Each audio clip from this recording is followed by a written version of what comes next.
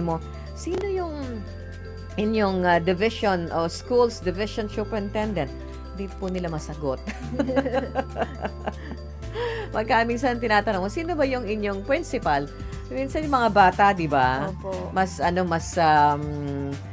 nare-recognize nilang maigi yung kanilang mga teachers o yung kanilang teacher in charge. Pero dapat alam niyo po lahat kung sino yung mga iba't ibang mga DEPED officials natin, and even the district assignments of public schools, district supervisors natin. So, kailangan po dito sa ating pong opening of our Aral TarlakHenyo ay mabati natin yung ating pong from the cluster 1, ito yung ating mga district supervisors natin from Camiling Central District, si Ma'am Lailani Hunyo from... Okay, sandali lang. Ay, oo, kanina wait lang po. Alam ko naka-off to kanina. Anyway, sumisingit lang si kakambal ko. Camiling East District is Ma'am Levy Falafox. Then Camiling West District po, si Ma'am Catalina Castaneda. Mayantok District is Ma'am Tessie Manuel. From San Clemente District is Sir Raleigh Castro. From Santa Ignacia North District is Ma'am Angelita Bautista.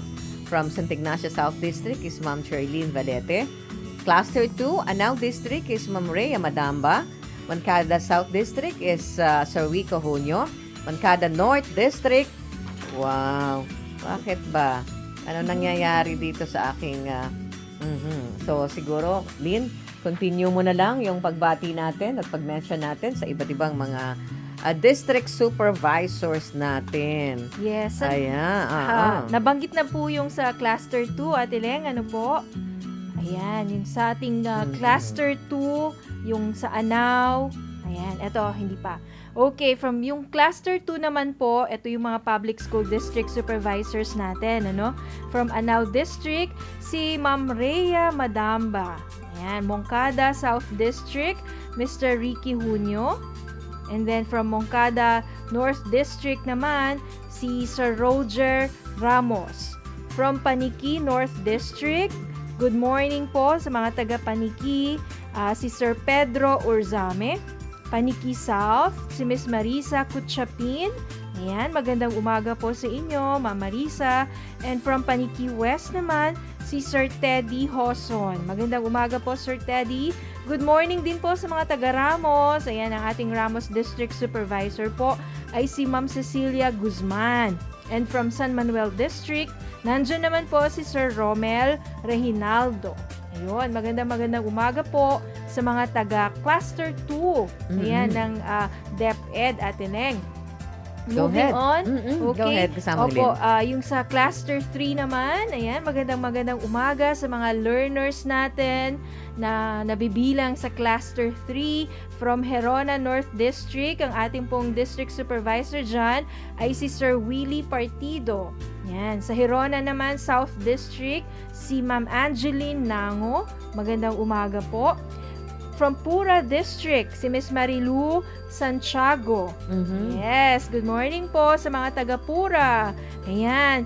Sa mga taga San Jose East District Supervisor natin ay si Ma'am Venus Partido. Good morning, Ma'am Venus. Good morning din po sa mga taga Victoria. Ay, hindi pa natin nabanggit, yung San Jose West District po, si Miss Annie Michelle Lorzano. Ayan. From Victoria East District naman po, si Ma'am Elsa Aguilar. Good morning sa mga taga Victoria. And from Victoria West District, si Ma'am Marisa Damian. Yun, good morning po. And now, ito naman po yung mga nasa Cluster 4, na mga district supervisors. Gaya nga ng sabi ni Ate Leng kanina, dapat po ay kilala ninyo yung mga district supervisors natin. Okay? Ito po sa Bamban East District, si Ma'am Nicolasa Kamaya. Good morning, Ma'am. Good morning din po kay Ma'am Flor Serfida Mutuk. Siya po ang district supervisor ng West District sa Bamban. Sa Capas East District naman po, si Ma'am Loida Zamora. Ayun. And from Capas West District, Mr. Roberto Santos Jr. Capas Central District, si Sir Delphine Sibal. Yun. So, and then, moving on sa Concepcion po, ang District Supervisor naman po ng Concepcion is District IC Ma'am Rosalinda Bartolome. Yan. Good morning po, ma'am. Good morning sa mga taga Concepcion. Concepcion North District, si Sir Roderick Rivera. Concepcion South District, si Sir Joey Quizon. Ayun.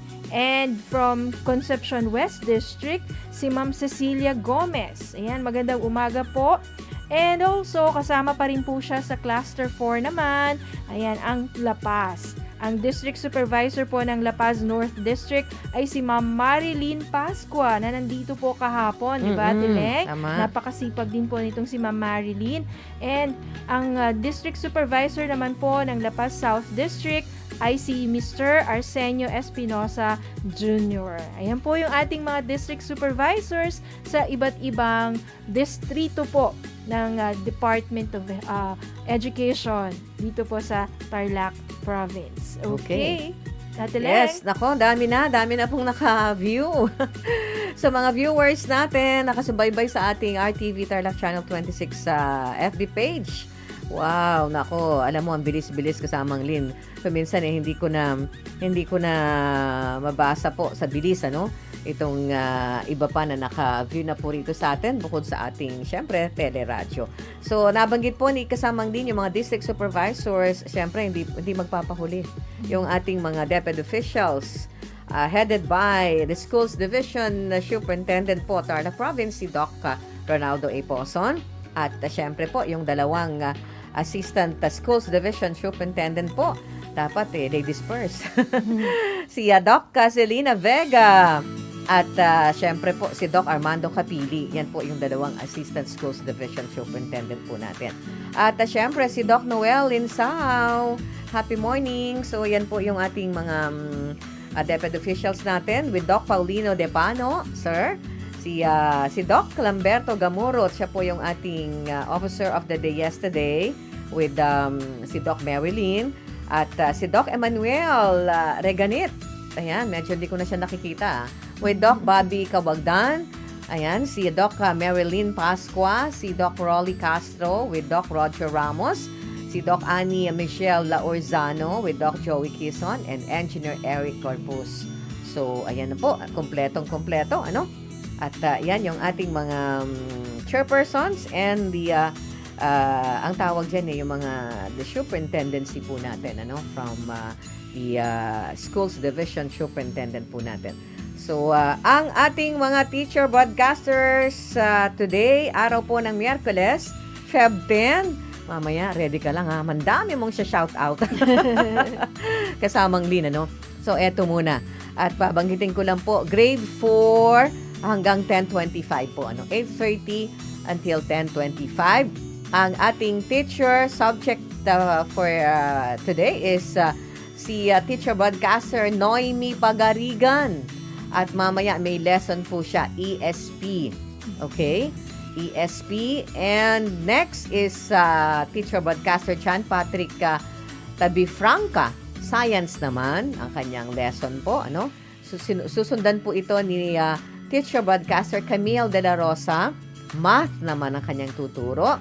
Then, susundan po ng Filipino subject, si teacher Maribel Valdez. So, yan Lynn, yung ating sked 8:30 to 10:25. So, alam ko ready na. Nandito na yung mga teacher broadcasters natin at nakatutok na yung ating mga students. So, shout out ka muna bago natin bigyan daan pa yung iba pang mga teacher broadcasters natin na Lynn. Yes, Ate Leng. Hello po sa mga nanonood po ngayon sa RTV Tarlac Channel 26 at nakikinig sa DZTC. Magandang umaga po sa inyo. Hindi po kayo nagkakamali. Ito na po yung opener natin para sa Aral TarlakHenyo. At gaya nga na sabi mo, Ate Leng, ngayon pa lang po, ang dami nang nanunood, nag-aabang na mga learners po natin sa buong probinsya po ng Tarlac. Ayan, siguro ni-require na sila ng DEPED. Oo. Pagka grade 4 and grade 5 kayo. Grabe, Lynn, Opo, ayan, manood kayo pag umaga, pagkahapon, grades 8 and 9 naman tayo.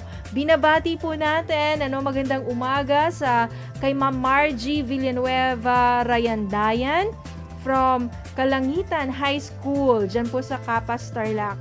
Hi also sa kanila daw pong school head na si Sir Ruel Padua. Good morning, ma'am, and good morning po, Sir Ruel, at sa lahat po ng mga estudyante ninyo dyan sa Kalangitan High School. Marami din akong mga kamag-anak dyan sa Kalangitan, Ate Leng. Pero matagal na akong hindi nakakapunta dyan. Pero Bale, manood lang sila. Yes, oo, dyan lang kayo. Manood lang po kayo. Hello din. I-recover lang nila yung antena nila Oo nga po. Mapapanood na nila tayo, Lynn. Tama yan, Ate Leng. Hello din kay Miss Ethel Balagtas. Good morning. Watching daw po siya from Juan Navarro Elementary School, 106372 Capas East District, si Ma'am Ethel Balagtas. Good morning, ma'am. Batiin ko na rin po yung aking kaklase na teacher din po siya. Ayun, teacher po siya dyan sa May Concepcion. Binabati po muna natin yung kanyang anak na isang grade 9. Mamaya pang hapon yung klase niya, pero I'm sure nakamonitor siya ngayon dahil nakamonitor yung mama niya. Si Carl Andre Sampang, grade 9 po from Aquino National High School. And good morning din sa kanyang mommy na si Ma'am Marilu Sampang at sa mga teachers po, grade 4 teachers ng Concepcion South District. Magandang umaga po sa inyong lahat dyan. And speaking of yung mga binabanggit mo nga, Tileng, ang dami na po nating mga commenters. Ang dami na po nagme-message ngayon sa Facebook. Tuloy-tuloy yung Opo, mga naka-view. ang bilis, diba, Ang bilis nila. Yan. Yung yung mga nagme-message at nagpapa-shoutout, make sure po na ilagay ninyo kung saang town kayo. Ayan, para at least nalalaman po natin. Napakadali po para din sa atin, on our part, na ma-acknowledge po at least mabanggit natin kung saang town kayo. At, eto po bawal yung mga personal messages dun sa mga nagme-message po dyan sa message box ng ating Facebook Live. Kapag medyo hindi po wholesome yung mga messages ninyo, nako, careful. Agad po yung i-delete agad po yung i-delete ng aming FB admin. So, huwag kayong mabigla, huwag kayong masyadong magulat kapag na-block na kayo. I-delete po yung inyong message at baka ma-block po kayo. So, meron po kasi tayong admin sa RTV Tarlac Channel 26 na lagi pong nagbabantay. Nakikita yan, nag-scroll sila habang nagme-message kayo. So, make sure puro mga educational matters concerning the lessons na inaaral or tinuturo po ni teacher broadcasters yung inyong mga i-message. Maliban syempre dun sa mga pa-shoutout nyo. Okay lang yung mga pa-shoutout na yan, walang problema. Okay? Tapos, again, yung pong ating Facebook page ay RTV Tarlac Channel 26. Ayan. So, ilagay lang po yung kung saan kayong lugar, kung saang municipality po yan para at least mabanggit po namin agad ni Ate Len. Okay, Ate Len? Yes. Lynn, pag alis mo kahapon, meron kaming narinig na update from the Tarlac National High School. Wala po kay Ma'am Peng, si Principal Peng Dungka at si Ma'am Bless, yung ating mga teacher broadcasters sa 1FM every Friday po, 9 to 10 sila and 1 to 2 PM sila, every Friday. Yan yung Trex Tarlac National High School Radio Eskwela po, At yesterday, bumisita si Yusek Alain Del B. Pascua. At siya po, ay nag-public elementary education siya. I mean, produkto siya ng public elementary education dito sa bayan po ng Hirona. Sa Hirona North Central School na binabanggit natin, sa mga viewers natin. At siya po ay nag-elementary sa Hirona. Then, after that, nag-Pangasinan na po siya sa Binmaley. Alam mo, siya ay graduate ng Civil Engineering sa Adamson University at siya ay naging USEC ng DEPED right now. Ang dami niyang hawak. Siya po yung nagsusupervise sa Administrative Service Disaster Risk Reduction Management, etc., School Building Program, Bureau of Learner Support Services. Kaya nandito siya kahapon para bisitahin yung iba't ibang mga radio stations, ano? Kapas, Kamiling, and ang dami kasi, even dito sa Tarlac City, yung iba't ibang mga schools natin under the City DEPED po, ay surely ay nabisita po niya. Medyo ginabi na at sayang inihintay-hintay natin siya, pero siguro dahil sa so hectic yung kanyang schedule, ay hindi na po siya nakapunta dito sa atin. Anyway, nagpapasalamat lang tayo, di ba? Kasi they really have time na bisitahin po yung mga radio broadcast instructions or yung mga naririnig po na mga lessons over the TV and radio. Ano na meron po yung iba't ibang mga schools natin and City DepEd with the province DepEd. Okay, bago ka, mag-shout out pa rin, Lynn. Naku, dami, grabe itong mga pumapasok na mga pagbati.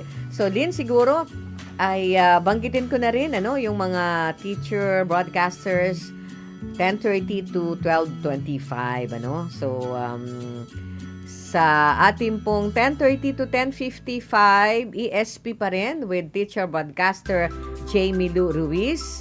Then, followed by science subject ni teacher broadcaster Chenice Ian Padiran.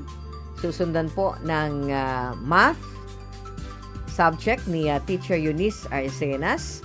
And the last subject for this afternoon, 12 to 12:25, ay Pilipino po, under teacher broadcaster Maribel Valdez. At ang ating officer of the day is Doc Nicolasa Kamaya.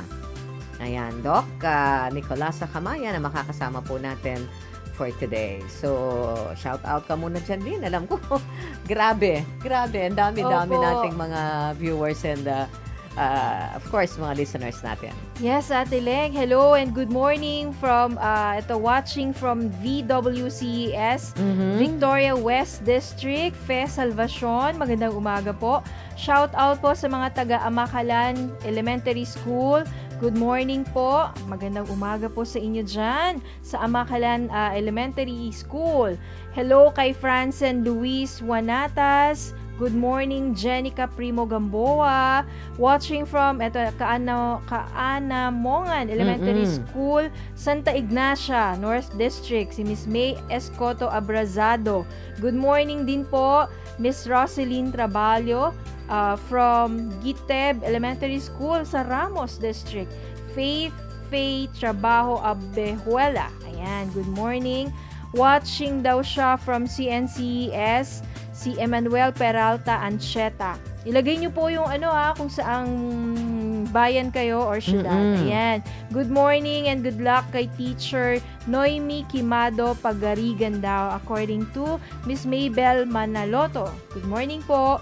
Si Jea Pastrana, ayan, kanina pa siya, hi po. Miss Jea Pastrana, good Nakailan morning. na siya, nakailang hi na yan. Oo nga po, sabi niya, hindi ako napapansin. Ayan, napansin kaya Miss Jea Pastrana. Good morning sa'yo. Taga saan ba tong si Jea? Blessy Tulabot Bautista from Herona daw siya. Good morning from Santa Ignacia South CES. Si Elma Gaspe. Good morning kay Neo Andre Mendoza. Anong grade kaya itong si Andre and from what district? Good morning Evelyn Cristobal.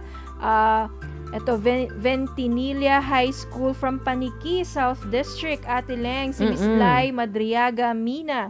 Good morning po sa inyo. Good morning din kay Giselle Sumawang. Yes, Grade 4 daw siya. Rizal, watching from Santa Ignacia Tarlac Elementary School. Ayan, magandang umaga din po. Nakailang hi siya, no? Opo, nakailang hi si Miss Jea Pastrana. Hi po.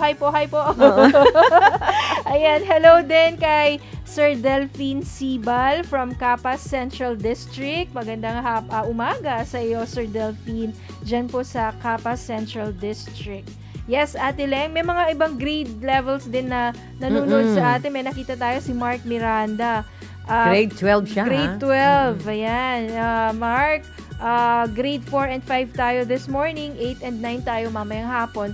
Pero regardless, kasi kung gusto mo Oo. naman talagang matuto, Ate Leng, di ba? Tama. Oo, pwede ka namang manood. And make sure na makinig po kayo sa ating mga teacher broadcasters mamaya.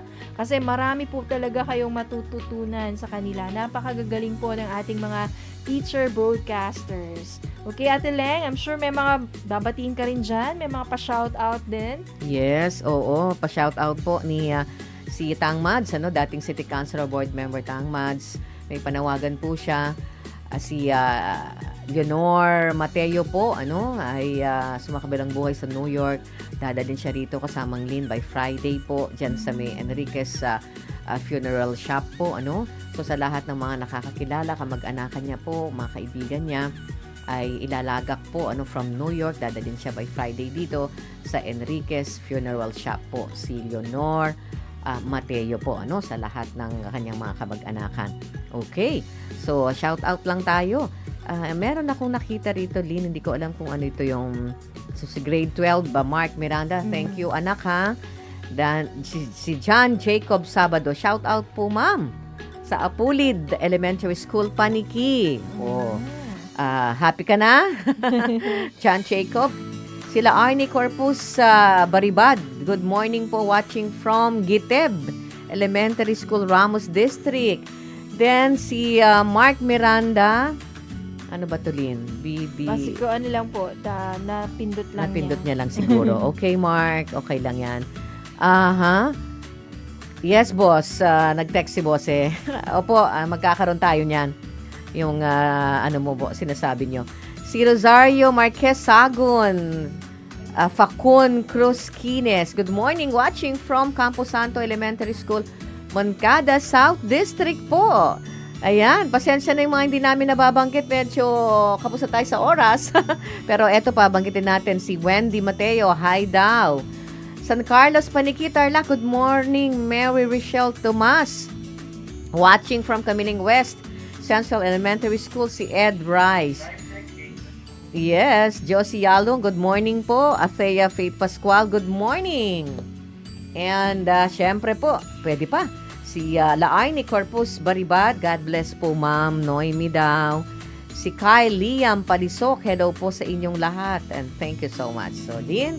Yes, siguro si Ma'am Noemi na yung susunod. Ayan. Kaya pala, kaya Mama. ginugood luck siya ni Ma'am Ginugood luck ka ni, Laarni. Laarni. Ayun, kayang-kaya yan, Ma'am. Napakagagaling naman po ninyo, no? Yung mga teacher broadcasters natin. Hello po from Victoria West District, si Marisa Marquez Damian. Good morning. Kyle Liam Palisok, binanggit na yata natin siya. Miguel Kapinpin, good morning.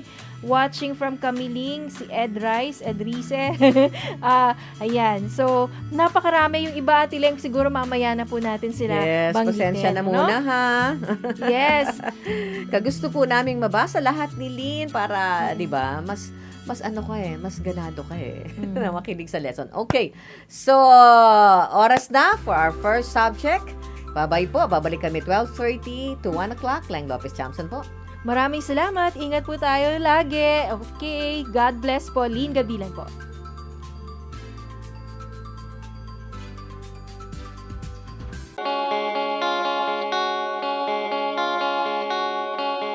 Upang matugunan ang mga kinakaharap na pagsubok ng mga guro at mag-aaral sa gitna ng kasalukuyang pandemya, nagsanib tulong sina Congressman Charlie Cojuangco ng unang distrito ng Tarlac, DEPED Region 3 Regional Director Dr. May B. Eclar at Tarlac Schools Division Superintendent Dr. Ronaldo Pozon para sa isang napapanahong proyekto na tinaguriang Project Shine, Aral TarlakHenyo. Ang mga mag-aaral ng Grade 4 at Grade 5, ganon din ang Grades 8 and 9 sa buong probinsya ng Tarlac ay sasailalim sa radio-based instruction, katuwang ang himpilang DZTZ 828 kHz AM at RTV Tarlac, Channel 26. First of all, I would like to say thank you to our sponsors for having this Aral TarlakHenyo for the benefit of our learners. My dear teachers, my dear parents, and everybody else in DEPED Tarlac family, you are invited to be a part of this. Get involved, engage with it, ask a lot of questions so that we can improve more because this is for you. To you, my dear parents, this is now the opportunity for you to reach us out. Be with us. Tune in to this radio station, DCTC, Radio Pilipino, sa ating pong talapihitan, 8 to 8 AM radio po yan, Angat TarlakHenyo. This is for all of us. God bless us all. To our partners in DEPED, thank you po sa inyong entusiasmo in helping our province meet the gap between distance learning and quality of education for our children. Sa mga TV ninyo, pwede kayo manood ng DEPED sa Channel 26. This is first and only TV station in Tarlac owned by Radio Pilipino Media Group na nagpartner kasama ng DEPED na gumawa ng Aral TarlakHenyo.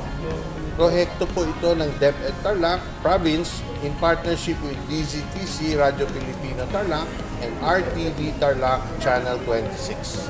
So, yung mga walang tablet or walang internet, pwede manood dito sa programang ito at doon nyo po makikita at masusundan ang mga module ng DEPED sa distance learning.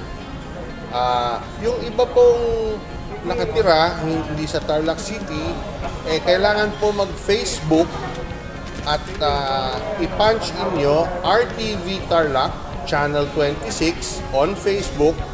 Makikita nyo rin yung mga module sa mga handheld devices o cellphones o tablet niyo.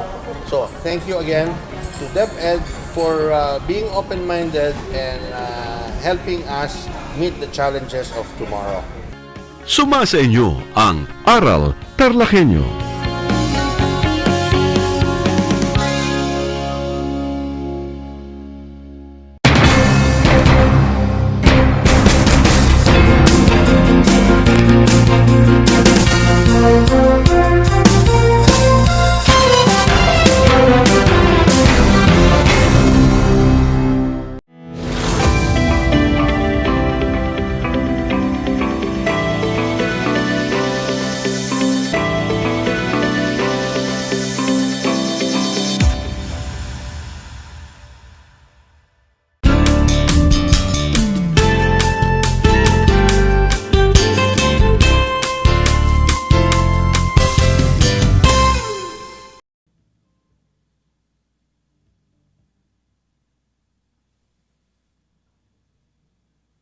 Welcome sa ating programang Aral TarlakHenyo ng Schools Division of Tarlac Province dito sa RTV Tarlac Channel 26 at DZTC Radio Pilipino Tarlac.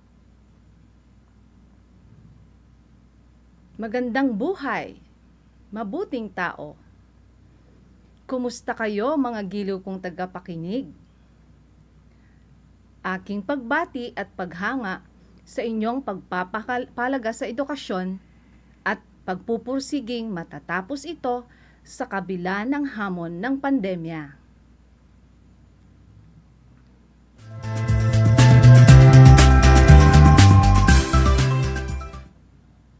Ako ang inyong guro sa edukasyon sa pagpapakatao ika-4 na baitang, Ginang Noemi Quimado Pagarigan, sasamahan at gagabayan ka sa Most Essential Learning Competency na nakapagpapakita ng paggalang sa iba sa oras ng pag-aaral.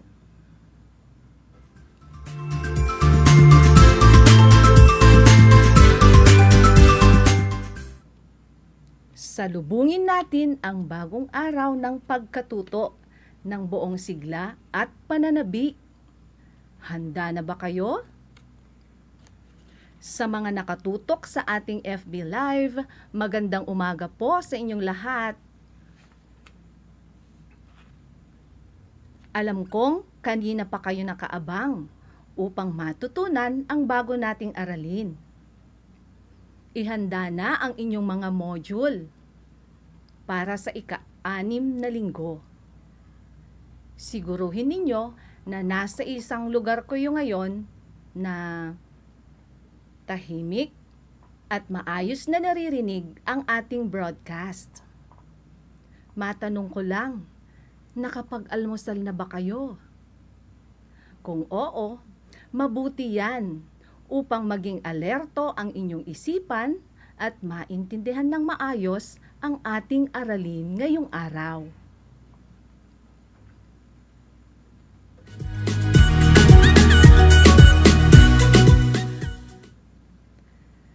Bago tayo magtungo sa isang bagong aralin, nais kong balikan natin ang ating nakaraang talakayan. Naaalala ba ninyo ang tungkol sa pagpapakita ng paggalang sa oras ng pamamahinga? Dapat nating tandaan, matuto tayong magbigay halaga sa ating kapwa, lalo na sa oras ng kanilang pamamahinga. Igalang natin ang ating kapwa sa oras ng pamamahinga.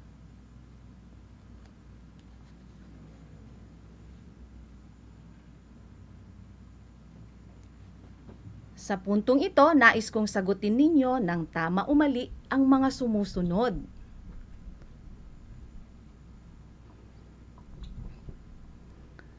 Una, huwag maingay sa loob ng bahay kung alam mo na may natutulog.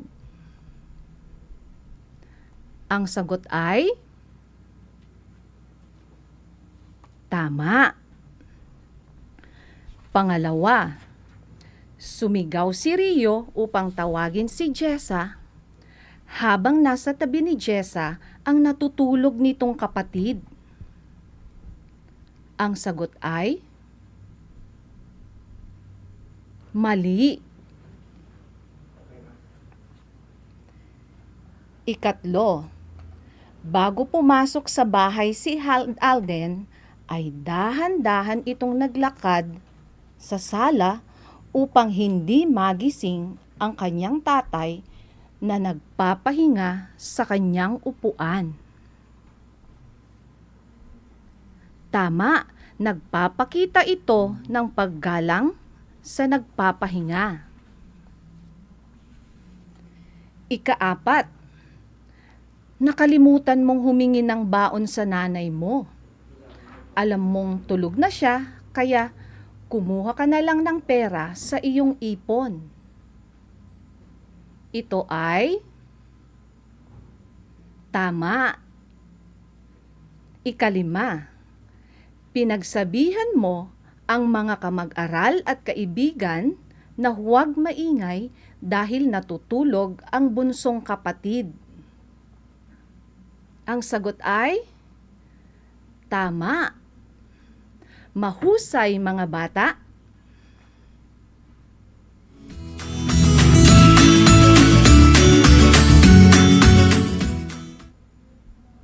Sa pagsisimula ng ating bagong aralin tungkol sa pagpapakita ng paggalang sa panahon ng pag-aaral, inaanyayahan kong kayong makinig ng mabuti sa isang salaysay mula sa isang bata na nasa ika-4 na baitang. Tawagin natin siyang Maan. Babasahin ko ang kanyang salaysay. Ako si Maan, isang mag-aaral na nasa ika-4 na baitang. Ngayong panahon ng pandemya, marami nang nagbago. Nakakapanibago, ngunit kailangan nating sumunod sa health protocol na itinakda ng Interagency Task Force o mas kilala bilang IATF. Isa na rito ang hindi pagpayag ng pagkakaroon ng face-to-face classes na siyang nakagawiang pamamaraan ng pag-aaral. Talagang nakakapanibago dahil ang nakagawiang paraan ay napalitan na. Nariyan ang online distance learning, modular distance learning, at television and radio-based instruction. Ako ngayon ay nag-aaral sa pamamagitan ng modular distance learning, kung saan ang aking mga magulang at ibang mga kasama sa bahay ang siyang gumagabay sa akin upang aralin ang module. Mahirap, ngunit masasabi kong mapalad ako dahil lubos ang suporta at pagpapahalaga ng aking pamilya sa aking pag-aaral. Kung oras ng pag-aaral, sinisiguro nila at laging isinasaalang-alang ang katahimikan, kaligtasan at kaayusan ng lugar na nagsisilbing aking silid-aralan.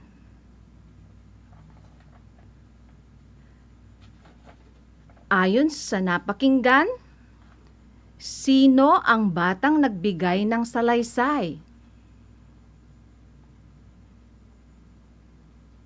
Kung ang sagot nyo ay si Maan, tama kayo mga bata.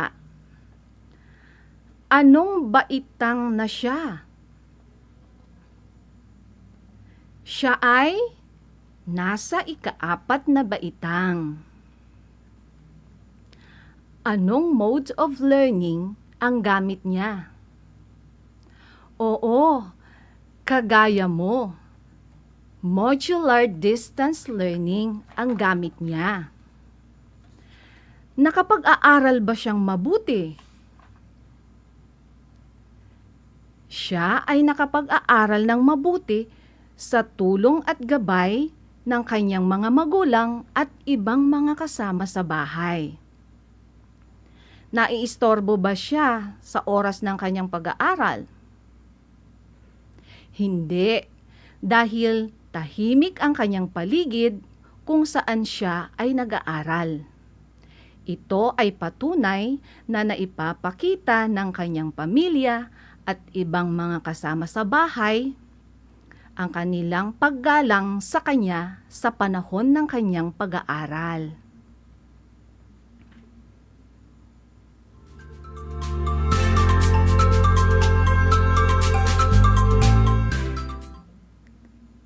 At ngayon, bilang pagpapatuloy sa pagpapayaman ng ating kaalaman tungkol sa pagpapakita ng paggalang sa iba na nag-aaral, nais kong buksan ninyo ang inyong mga module sa pahina 12. Basahin natin ang sitwasyon ni Carl. Huwag kalilimutang humingi ng patnubay mula sa inyong mga magulang at ibang kasama sa bahay kung kinakailangan.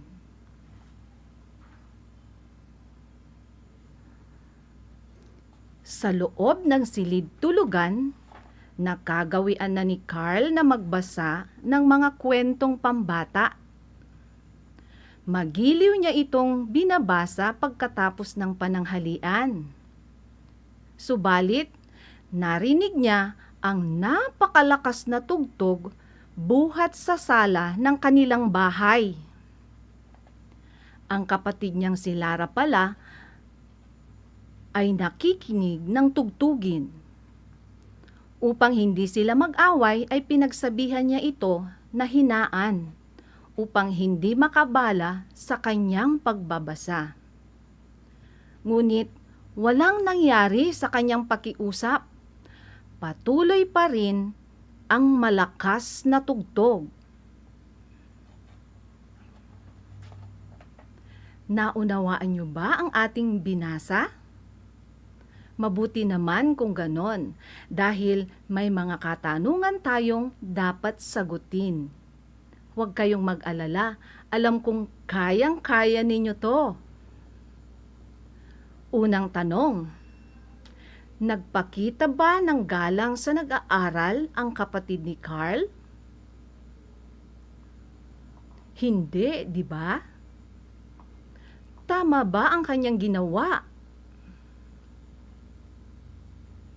Mali ang kanyang ginawa dahil hindi siya nagpakita ng paggalang sa nag-aaral. bakit mahalagang igalang natin ang taong nag-aaral? Dapat nating igalang dahil ito ay kanyang karapatan. Uulitin ko, dapat nating igalang ang taong nag-aaral dahil ito ay kanyang karapatan. Kung ikaw ang kapatid ni Carl, gagayahin mo ba ang kanyang ginawa? Kung hindi ang sagot mo, tama mga bata. Huwag nating gawin o tularan ang ginawa ng kapatid ni Carl na hindi nagbigay galang sa taong nag-aaral.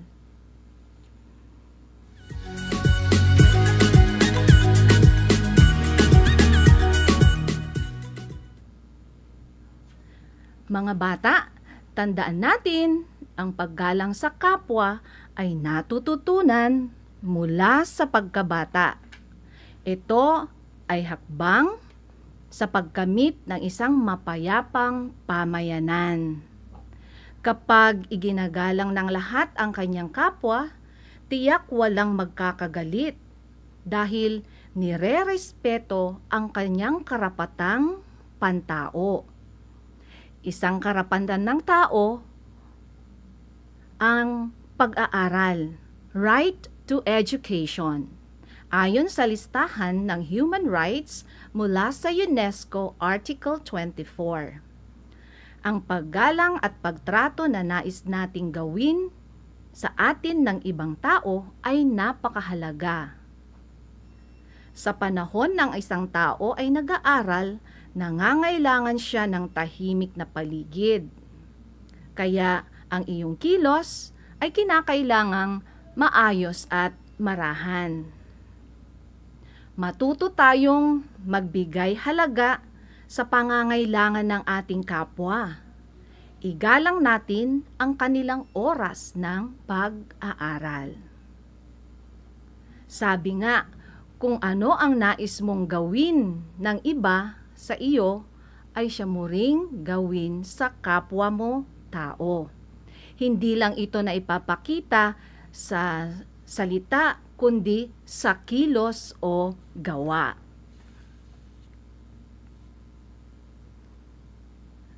Ngayon naman, ating suriin ang bawat sitwasyon. Makinig at intindihing mabuti.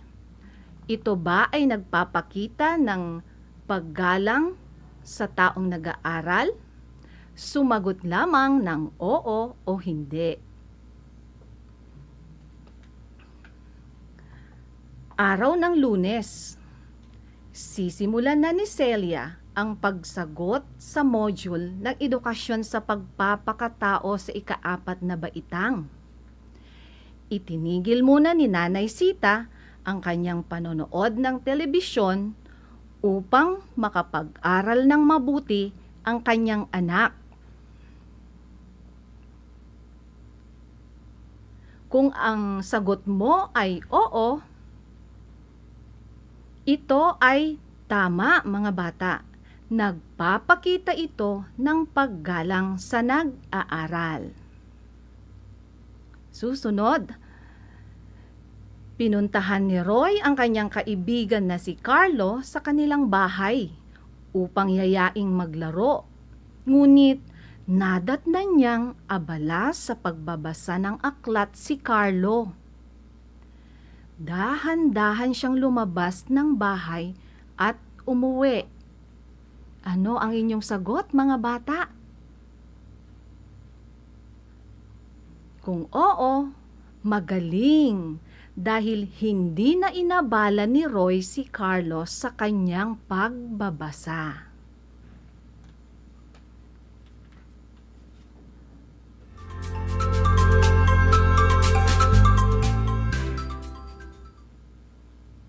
Hayan, mukhang nauunawaan na ninyo ang ating aralin. Paano nga ba na ipapakita ang paggalang sa iba na nag-aaral? Para sa susunod nating gawain, mag-thumbs up kung ito ay nagpapakita ng paggalang sa nag-aaral at thumbs down kung hindi. Maaari rin ninyong ihayag ang inyong mga sagot sa comment box sa ating FB Live. Una, araw ng Biyernes. Matyagang hinihintay ni Nanay Auring na tapusin ni Arvin ang kanyang module para maibalik na sa kanyang guro. Ano ang inyong sagot? Ito ay thumbs up. Nagtatawanan at naghihiyawan ang mga kapatid mo habang ikaw ay nakikinig sa broadcast lesson. Ang sagot ay thumbs down. Ikatlo, dahan-dahang pumasok ng bahay si Tatay Cardo habang nag-aaral si Loren sa kanilang sala. Ayan, may nakikita na ako sa ating FB Live. Tama ang inyong mga sagot. Ito ay thumbs up. Ika-4, binibigyan ni Ginang Cruz ng sapat na panahon ang kanyang mga estudyante upang mapag-aralan at masagutan ang kanilang module bago ipasa ng kanilang mga magulang. Ito ay thumbs up. Nakakasunod pa rin ba kayo, mga bata? Nasa ika-5 na tayo. Nilakasan ni Marlon ang volume ng telebisyon habang nag-aaral ng leksyon ang kanyang nakababatang kapatid. Ito ay thumbs down.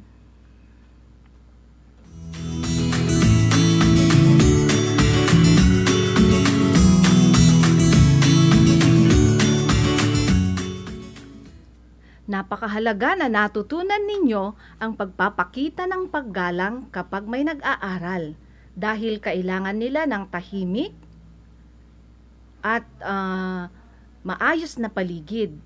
Kagaya ngayon, oras ng iyong pag-aaral sa edukasyon sa pagpapakatao. Tahimik ba ang iyong paligid? Kung oo, magaling. May mga ingay ka bang naririnig maliban sa iyong radyo? Mabuti kung iyong radyo lang ang naririnig mo.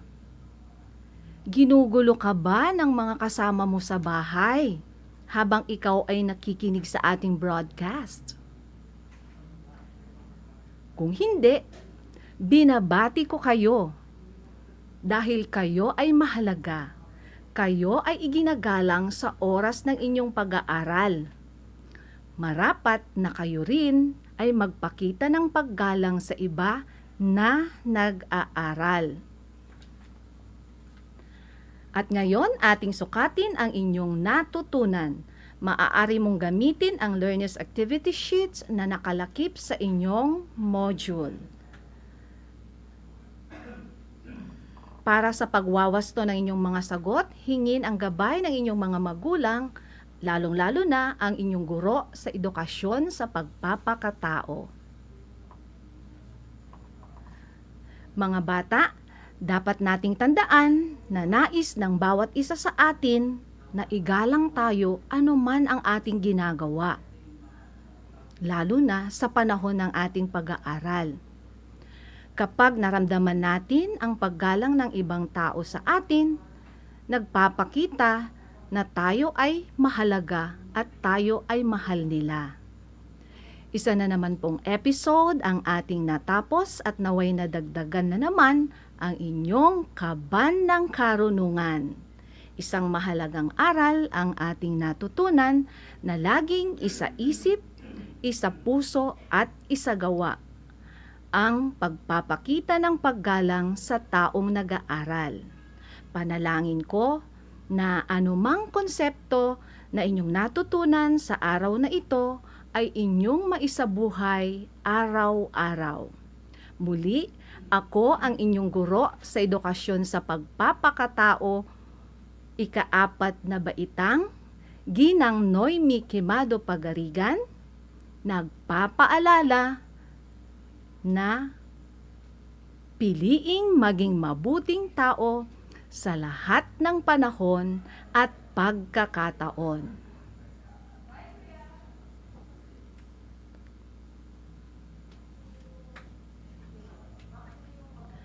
Para sa inyong mga katanungan, maaari ninyong tanungin ang inyong mga guro sa edukasyon sa pagpapakatao sa ika-4 na baitang. At inaanyayahan ko kayong patuloy na manood sa ating Aral TarlakHenyo dito sa RTV Channel 26 at DZTC Radyo Pilipino Tarlac. Maaari din ninyong panoorin ang ating Facebook Live. Pwede rin ninyong i-like ito at i-share ang RTV Tarlac Channel 26.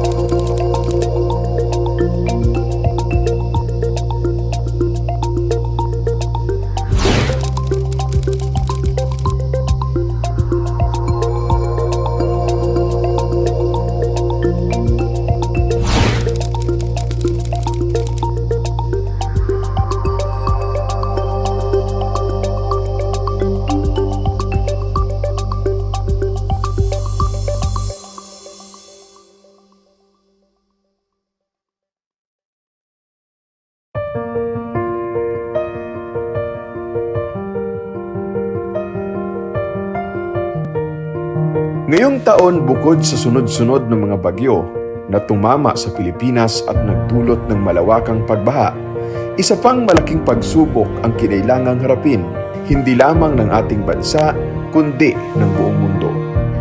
Ito ay ang pandemyang COVID-19.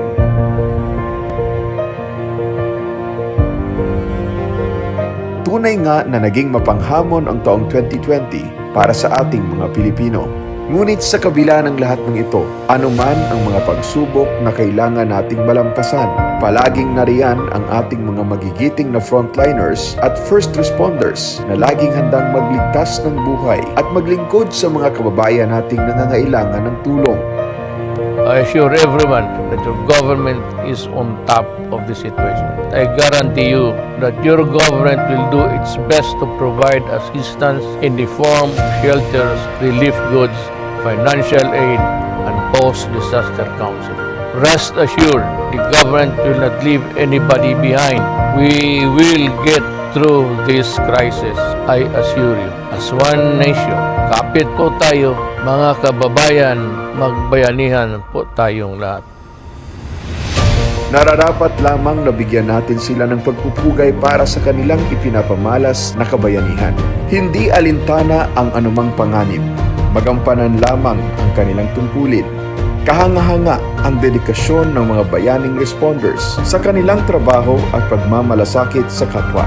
Ibinubuwis maging ang sariling buhay para sa kaligtasan ng ating mga kababayan.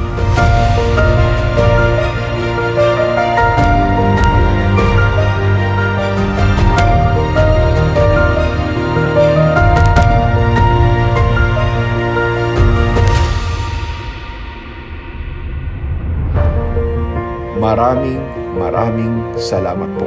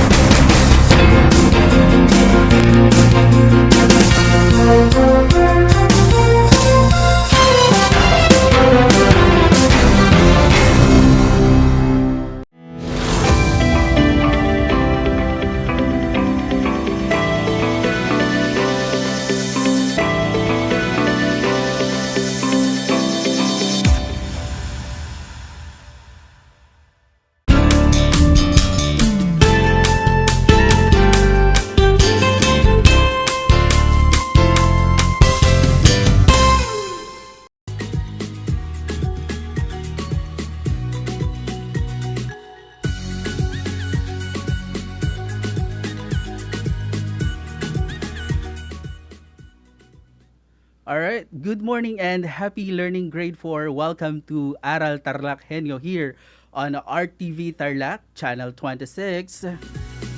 Simulcast over DZTZ Radio Pilipino Tarlac.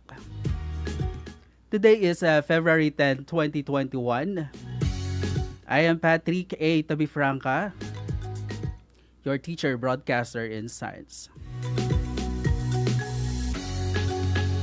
Alright, so prepare yourselves for an episode of Broadcast Learning.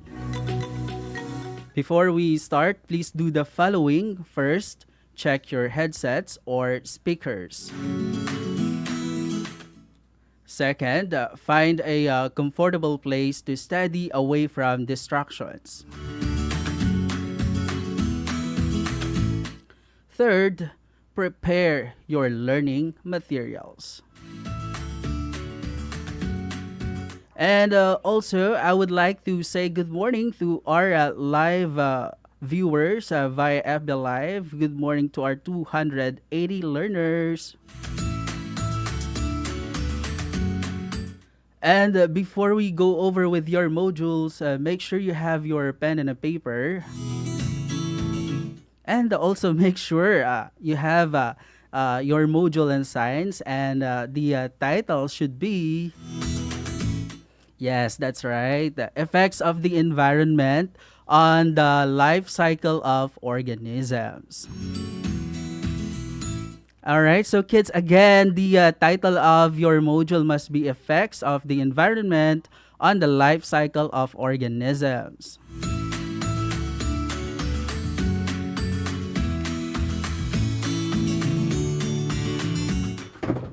And of course, to learn and using this module, you may do the following. 1. Take your time in reading the lessons carefully. 2. Follow the directions or instructions in the activities and exercises. 3. Answer all the given activities and exercises. 4. Observe honesty and integrity in doing your task. And then we have number 5 here on my list, that is to finish the task at hand before proceeding to the next. And lastly, for number 6, check your output in the answer key provided, found at the end of every lesson or at the last few pages of the module.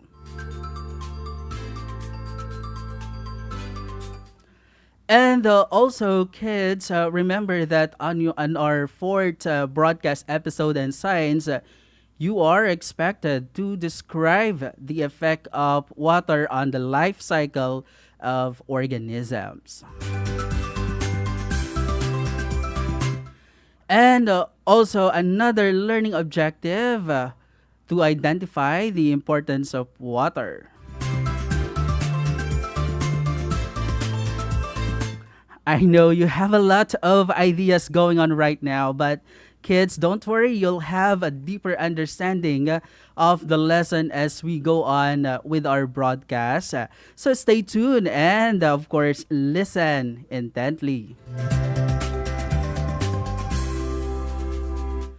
Now, kids, remember, for you to be guided and well-directed, let's build and enrich our understanding of the lesson. First, by answering our guide questions. And, our guide questions in science episode today, this will help us throughout the process. This will guide us. So, take note, our guide question number 1. Yes, that's right. How water is important to living things or living organism. Well, can you imagine without water? And how about this one? Why do we need to conserve water? Well, these are the questions that you need to ponder because we are going to learn all these things as we go along with our science episode for today. So, kids, all you have to do, just sit back, relax, hold your module, and also your pen and a paper together with your science notebook.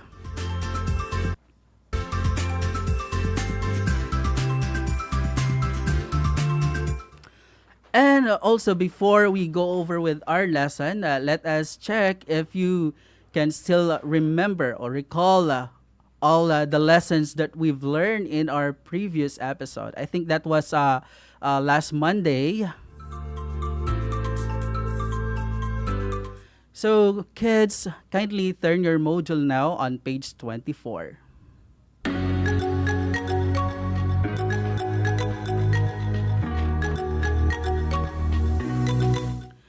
The direction stated, arrange the scrambled letters to form the correct word in the sentence.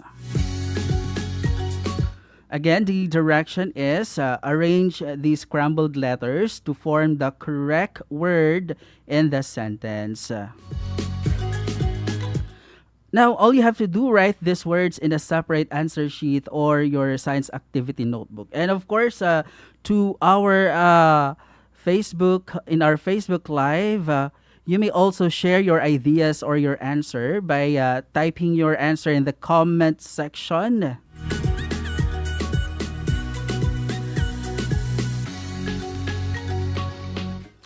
All right, so let's get started. So now for item number 1, blank is the main source on light. Again, blank is the main source of light on Earth.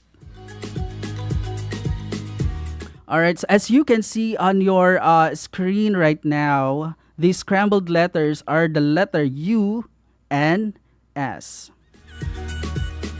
All right, I see the answer of Kim Pablo on Facebook. I will get back with you later on, Kim. Now, number 2, blank absorbs energy from the sun to make food. And these scrambled letters are LANPT.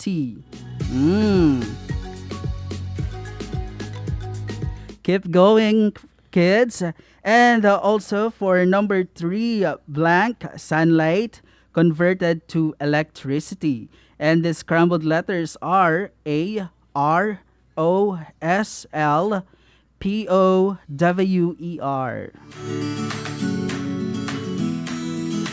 And number 4, blank light from the sun. Now, let's go ahead and proceed to our last item. For number 5, blank comes from the sun to warm the earth. And there you go, the scrambled letters on that. That's the letter E, H, T, A. Now, listen to this. I will give you 1 minute or 60 seconds to answer this activity. All right? So, timer starts now.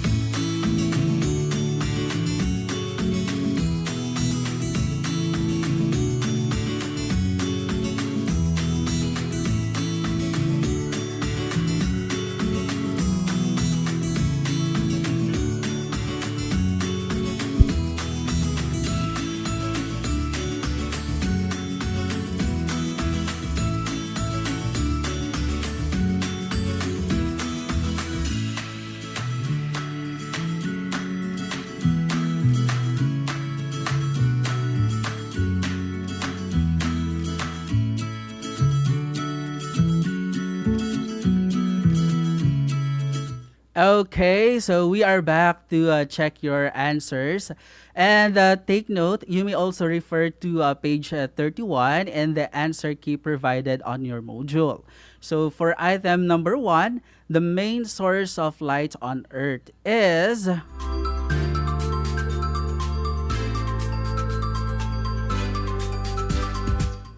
That's correct. The answer is sun. There you go. So let me just browse my Facebook here. According to Gaya Francesca Mina, she said the answer for item number 1 is sun. Yes, that's right. And also with, yes, Kiel Vicho Sajaza. Hi. You're all correct, kids. Now for number 2, it absorbs energy from the sun to make food. All right, impressive answer. The answer is plant.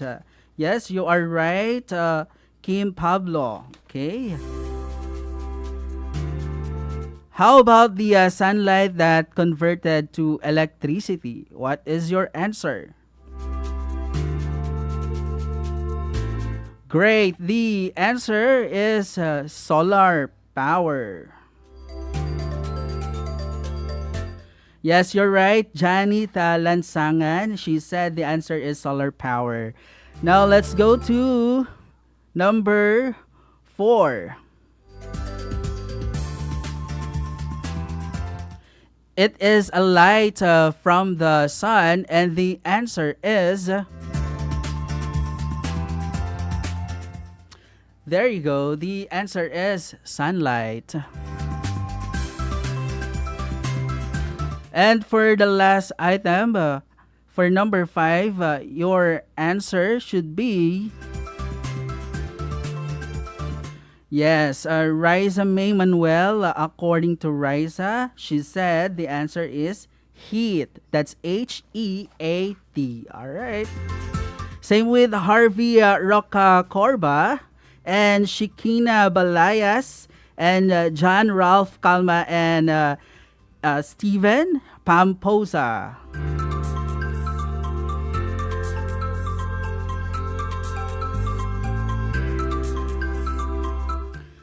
Alright, so may I just also emphasize from that given activity that your answers may vary.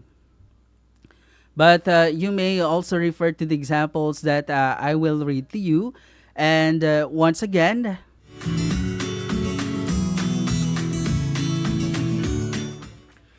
let's go ahead and turn your module on page 24.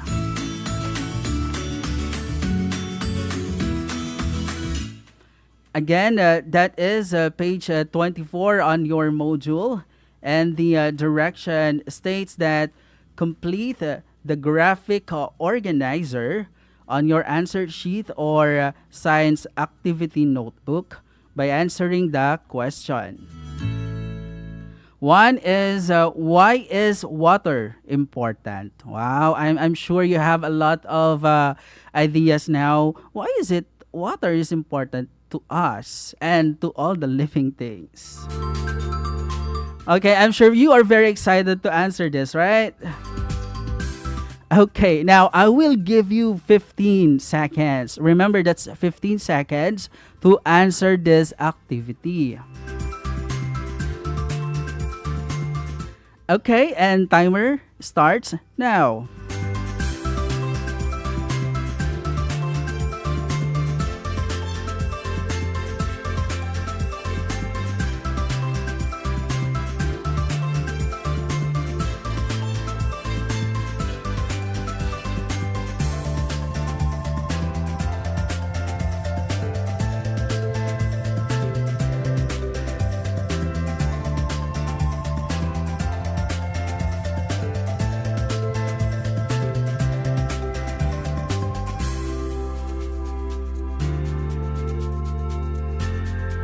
Okay, so for that activity, may I just also emphasize that your answers may vary.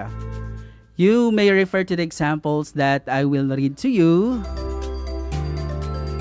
That is being flashed on your screen right now. And for those who are listening over DZTZ radio station, the answers are... Yes, water for... We use water for drinking, cooking, washing, and cleaning. Well, let me congratulate you all kids for accomplishing the task. I know you got all the correct answer, right? Now, this time, let us try to understand the effect of water on the life cycle of organisms. So may I invite you on page 26 that is on your science module.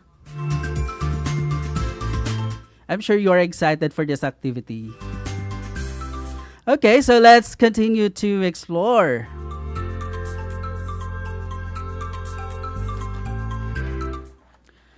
Then, for us to be guided and directed properly, let us first read the guide questions found on page 26. For guide question number 1, how is water important to plants? Then number 2, what are the importance of water to animals? Lastly, why do we need to conserve water? Now, on page 25 of your modules, it is stated that water is very important for survival of living things. That's right. And in fact, plants need water when they manufacture food through photosynthesis. Yeah, that's last Monday we discussed this because photosynthesis, this is the process where plants transform the energy from the sun into food. In addition to that, the animals and humans need fresh water for our organs to function. We get water from drinking it and from our food, and water makes our bodies absorb vitamins and mineral from the food we eat. And it also helps to regulate our body temperature. Moreover, water also provides a home for water or aquatic plants and animals. And it provides a breeding ground or temporary home for animals which spend part of their lives in water, like the frogs and also some other insects. Okay, so did you know also that humans are the biggest consumers of water on Earth? According to FAO.org, we use water for drinking, cooking, washing, and cleaning, and it also used in growing food and in producing electricity. And you know what? Speaking of water, did you know that only 2% of water on Earth is fresh water? Yes, that's 2%, while salt water makes 97.5%. So remember, kids, protecting our environment is important to keep the sources of our water pure. And also take note, we have to use our water supply wisely and avoid polluting it.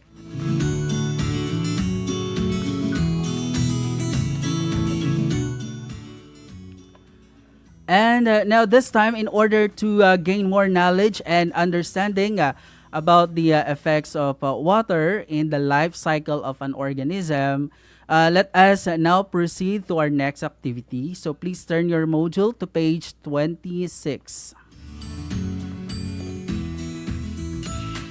Now, the direction states that take an observation in the community where you live. Make a prediction on how plants, animals are affected if it will not rain for 1 year. Remember, kids, if it will not rain for 1 year. So all you need to do, write your answers in your activity sheets or science activity notebook.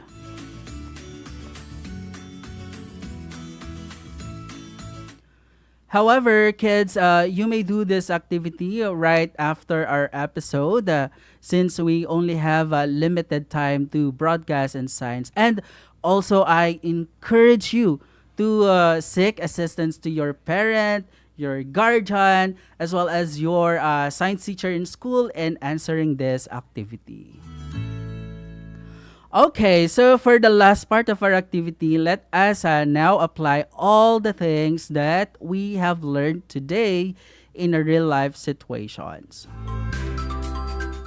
So let's try to answer what I have learned about the effects of water on the life cycle of organisms. So as you can see on your screen,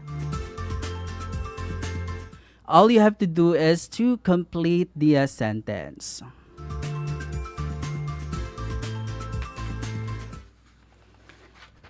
And now I will give you 1 minute, of course, to finalize your answer on this particular activity. And for the learners online via FB Live, you may share your ideas in the comment section by typing your answer. Again, I will give you 60 seconds to finalize your answer. So timer starts now.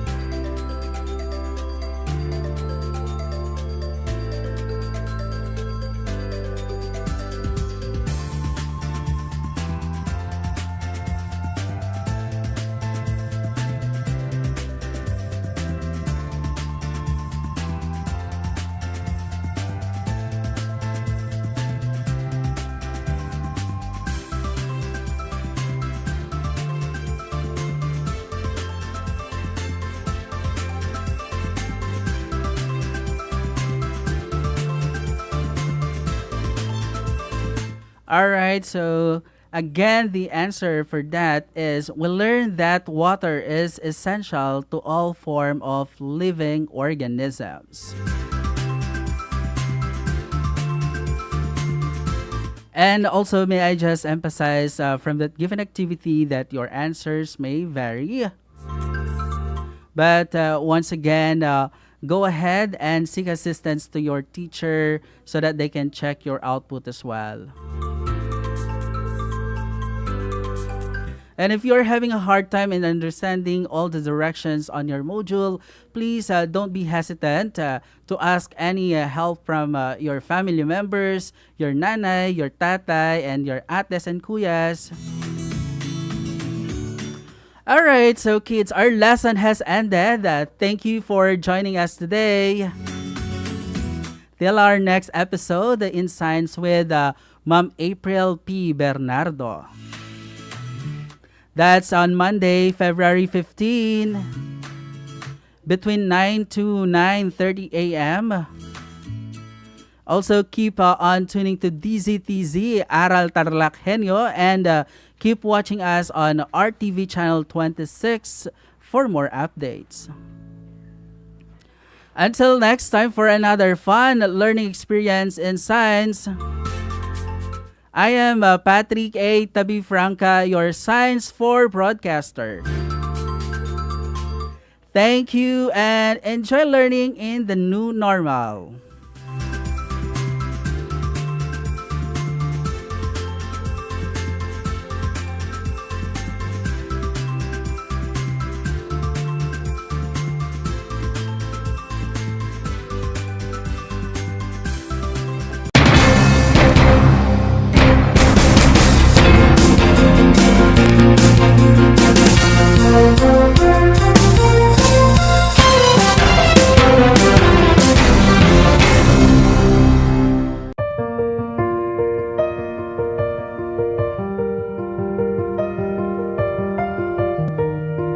Ngayong taon, bukod sa sunod-sunod ng mga bagyo na tumama sa Pilipinas at nagdulot ng malawakang pagbaha, isa pang malaking pagsubok ang kinailangang harapin, hindi lamang ng ating bansa, kundi ng buong mundo.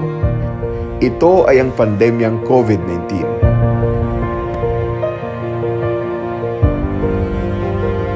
Tunay nga na naging mapanghamon ang taong 2020 para sa ating mga Pilipino.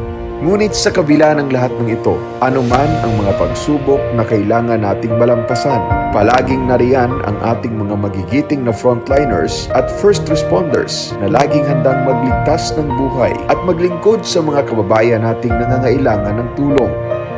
I assure everyone that your government is on top of the situation. I guarantee you that your government will do its best to provide assistance in the form of shelters, relief goods, financial aid, and post-disaster counseling. Rest assured, the government will not leave anybody behind. We will get through this crisis, I assure you. As one nation, kapit po tayo, mga kababayan, magbayanihan po tayong lahat. Nararapat lamang na bigyan natin sila ng pagpupugay para sa kanilang ipinapamalas na kabayanihan. Hindi alintana ang anumang panganib. Magampanan lamang ang kanilang tungkulin. Kahanga-hanga ang dedikasyon ng mga bayaning responders sa kanilang trabaho at pagmamalasakit sa kapwa. Ibinubuwis maging ang sariling buhay para sa kaligtasan ng ating mga kababayan.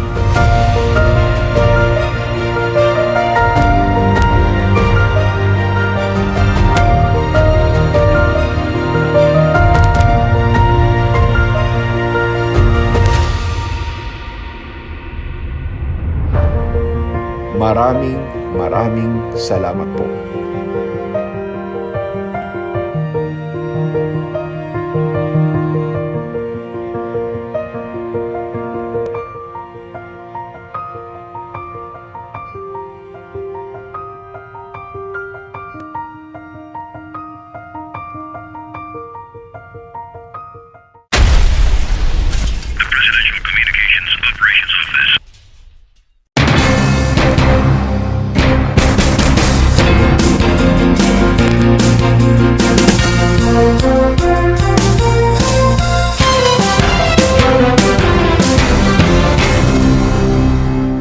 As the world faces COVID-19, there are several measures one can take to help fight this virus.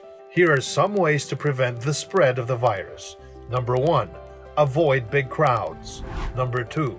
Maintain a distance of at least 1 meter between you and the person who shows symptoms of the disease. Number 3. Always cover your mouth or nose with tissues or your arm when coughing or sneezing, and immediately throw away used tissues. Number 4. Avoid touching your mouth and nose. Number 5. Wear a face mask if you are experiencing fever, cough, and colds. Number 6. Wash your hands regularly with clean water and soap. Number 7. Always bring an alcohol-based sanitizer wherever you go. If you are experiencing symptoms such as fever, cough, cold, shortness of breath, or having difficulty breathing, head to the nearest hospital as soon as you can or call the following hotline for assistance. DOH hotline 02-8651-7800, local 1149 to 1150. And to keep track of the current number of COVID-19 cases in the Philippines, you can go to ncovtracker.doh.gov.ph. We can beat this as long as we're always prepared and work together. For more information, you can visit the Department of Health's official website at www.doh.gov.ph. This is Secretary Martin Andanar of the Presidential Communications Operations Office.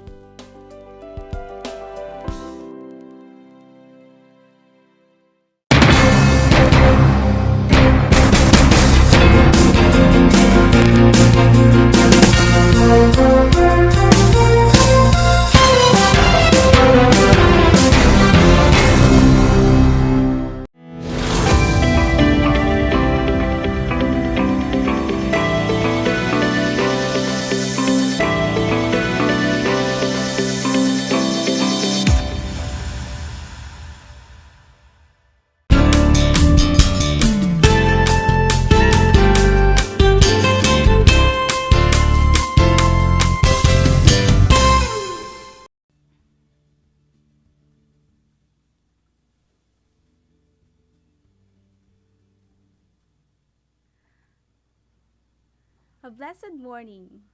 Welcome to Aral TarlakHenyo, here on RTV Tarlac, Channel 26, simulcast over DZTZ Radio Filipino Tarlac.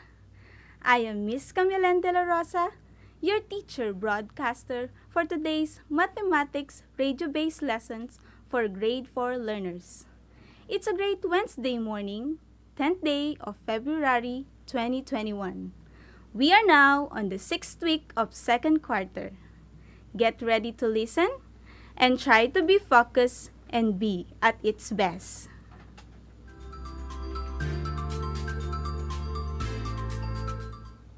In going through this learning adventure, you are expected to solve routine and non-routine problems involving addition and or subtraction of fraction using appropriate problem-solving strategies and tools.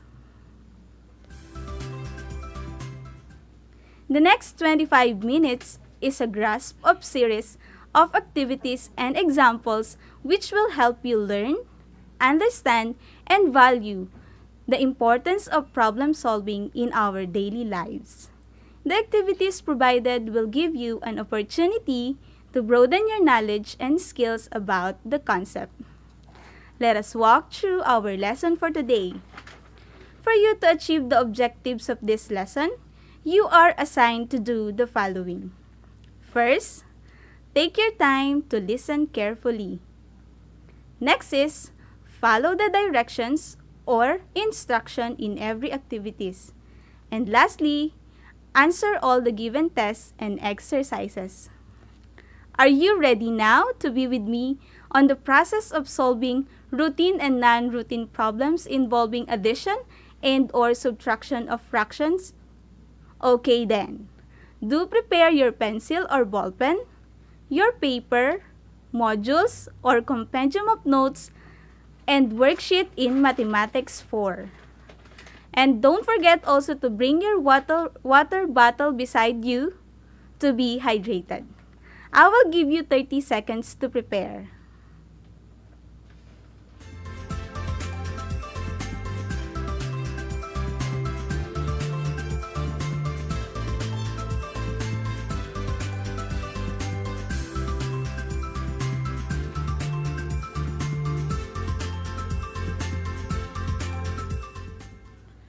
Our learning adventure will be easy, especially when you listen with the past lesson about performing addition and subtraction of similar and dissimilar fraction that was discussed by Sir Mario D. Nool Jr. last Monday. Now let's check your knowledge about addition or subtraction of fraction. But first, here's the general rule for adding or subtracting fraction with the same denominator. First is to add or subtract the numerators. Second, copy the common denominator. And third is to simplify if needed. Now let us have this example. Let's add 1/5 and 2/5. I will give you 5 seconds to answer this.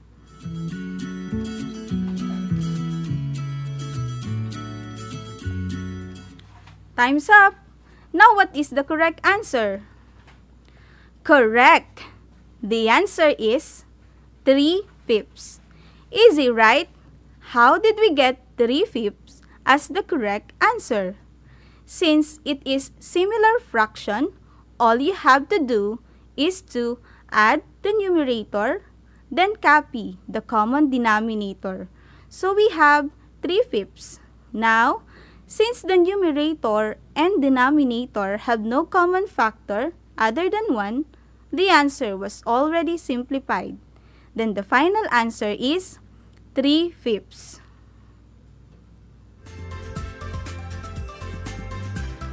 Here is another one.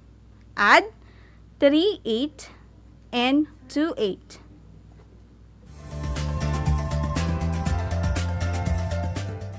Wow, that is great. You again did it and got the correct answer. When we add 3/8 and 2/8, the answer is 5/8. Did you have the same answer as mine? Very good. Now let's add 1/4 and 1/3.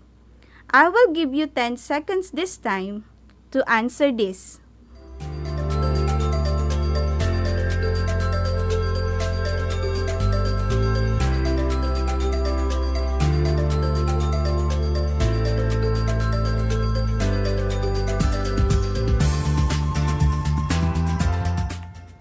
Time's up! Now what is the correct answer?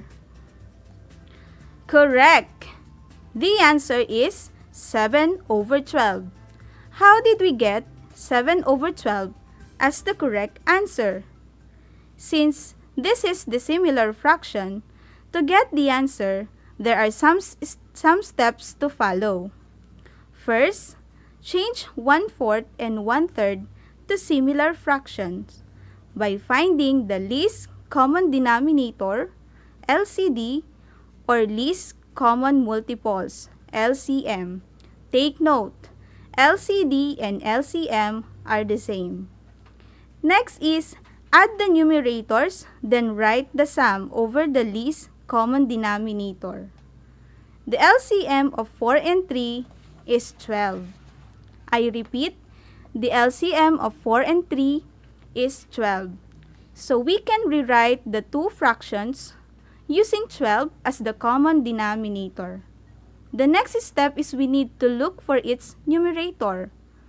To find our numerators, let us divide our LCD, which is 12, by each denominator from the given and multiply the result by the numerator, wherein 12 divided by 4 is equal to 3 times the numerator 1 is equal to 3, and 12 divided by 3 is equal to 4 times the numerator, which is 1, is equal to 4.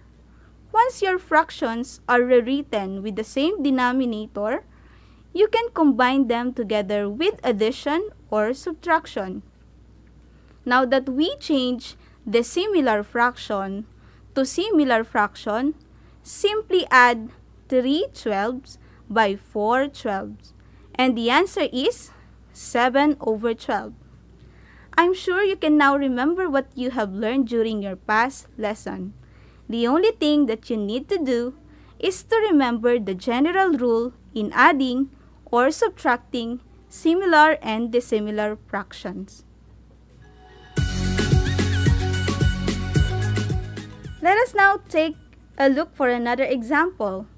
2/4 minus 1/8. What is the answer? I will give you again 10 counts to work on it.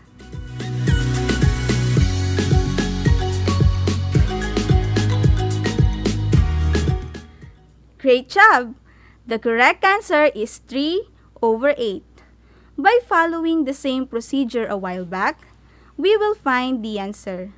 And since the numerator and denominator have no common factor, the answer was already simplified. Then the answer is 3 over 8. Are you still with me? Okay now, walk with me on the process of finding the solution to the given problem. But before that, let us first differentiate routine and non-routine problem that is written on your Quarter 2 Compendium of Notes under Lesson 12, page 37. When we say routine problem, it is a translation problem which you can write an equation. It is a type of problem which there is an immediate solution. While non-routine problem, it is a problem which requires analysis and insights into known principles of mathematics. Okay, let us try on illustrative example number 1 on page 37. An example of routine problem. Again, this is an example of routine problem. I will read the problem and listen carefully. The Lisay prepared pineapple juice. She mixed 1/4 liter of pineapple juice and 1/2 liter of water. What is the total number of liters of liquid that she mixed? Since this is an example of routine problem, let us proceed direct to the solution. The number sentence here is 1/4 plus 1/2 equals n. Since this is the similar fraction, as you have learned in your previous lesson, let us change first 1/4, and 1/2 to similar fraction. Find the LCM of 4 and 2. The LCM of 4 and 2 is 4. So the denominator of the equivalent fraction is 4. With this, you are able to change the fraction to similar fraction. By dividing 4 by the denominator 4, then multiply it by the numerator 1, the answer is 1. And 4 divided by 2 is equal to 2, then multiply it by 1, the answer is 2. Now that we have changed the similar fraction to similar fraction, what did you get? You are correct. The answer is 3/4. How did you do that? By simply adding the numerator and copy the common denominator.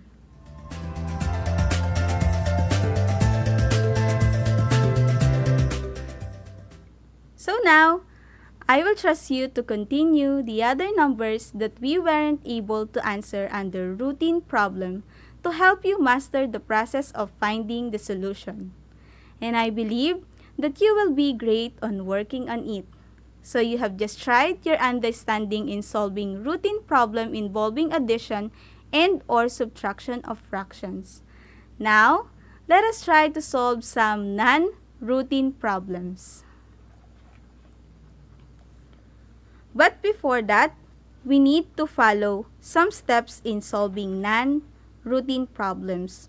In our example, we will use the 4-step plan. The first step in 4-step plan is to understand the problem by identifying what is asked and what are the given facts in the problem. The second step is to make a plan. In this step, you must determine what operation to use and formulate the number sentence. Third step is to solve by simply showing the solution or the computation.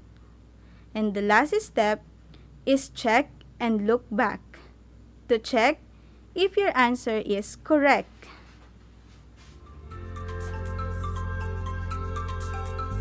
Well, I hope you're ready to face the challenge.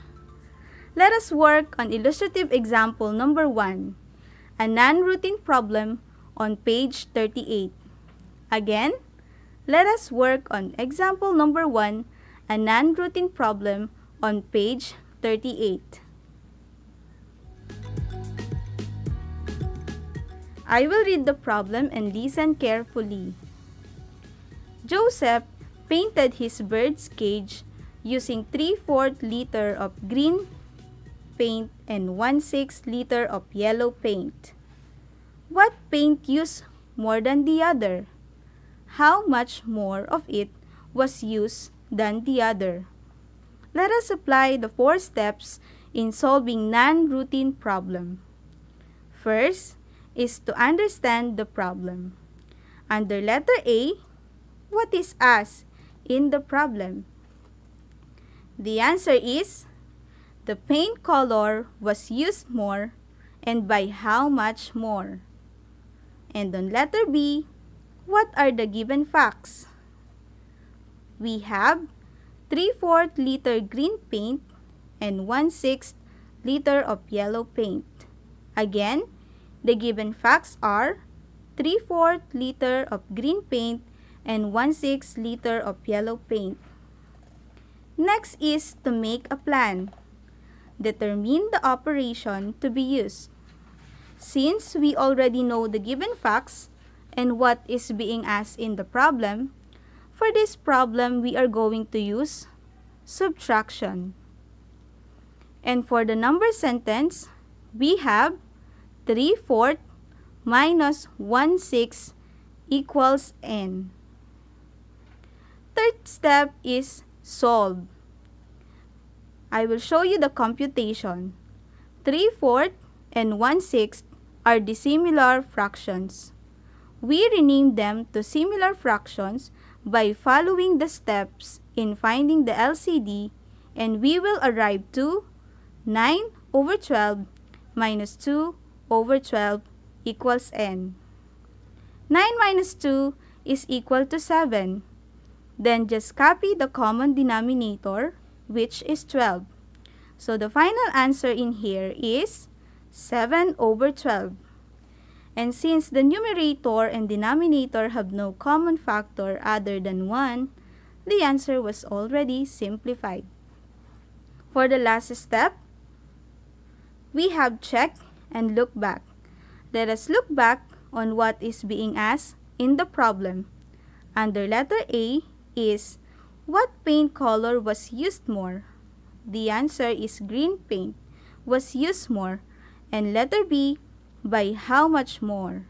By 7 over 12 liter.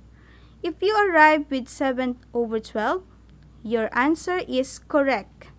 Therefore, our final answer will be Joseph used more green paint by 7 over 12 liter. I hope you are enjoying what we are doing and see it without difficulty. Now, open your worksheet on page 26 and let us try to solve activity A. I repeat, open your worksheet on page 26 and let us try to solve activity A.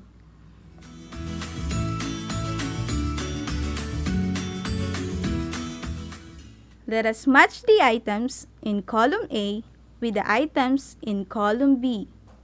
Read and analyze the problem, then answer the questions below. For their carpentry class, the boys brought 2/10 kilogram of nails and 3/10 kilogram of wire. What was the total weight of the materials that they brought? Under column A, number 1, question, what is asked in the problem? Correct! The answer is letter C, the total weight of the materials. Question number 2, what are the given facts?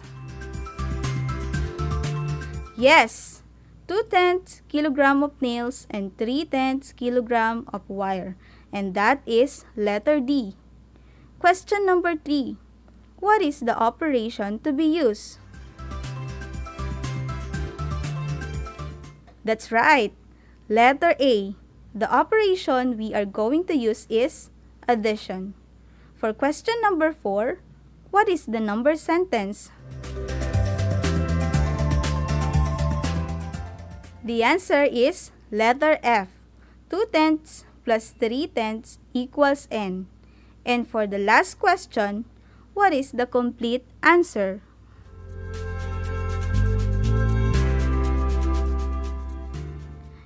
Yes, the correct answer is letter B, 1/2 kilogram of materials. Again, under question number 5, the correct answer is letter B, 1/2 kilogram of materials.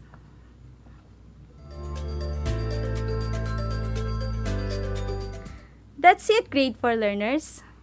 You have learned how to solve routine and non-routine problem involving addition and or subtraction of fractions. You can also visit the web page printed on your compendium of notes for more example about this lesson.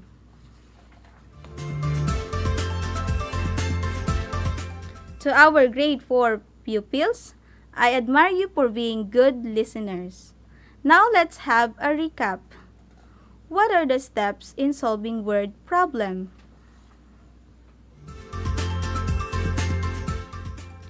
Step 1, understand by identifying what is asked and what are the given facts.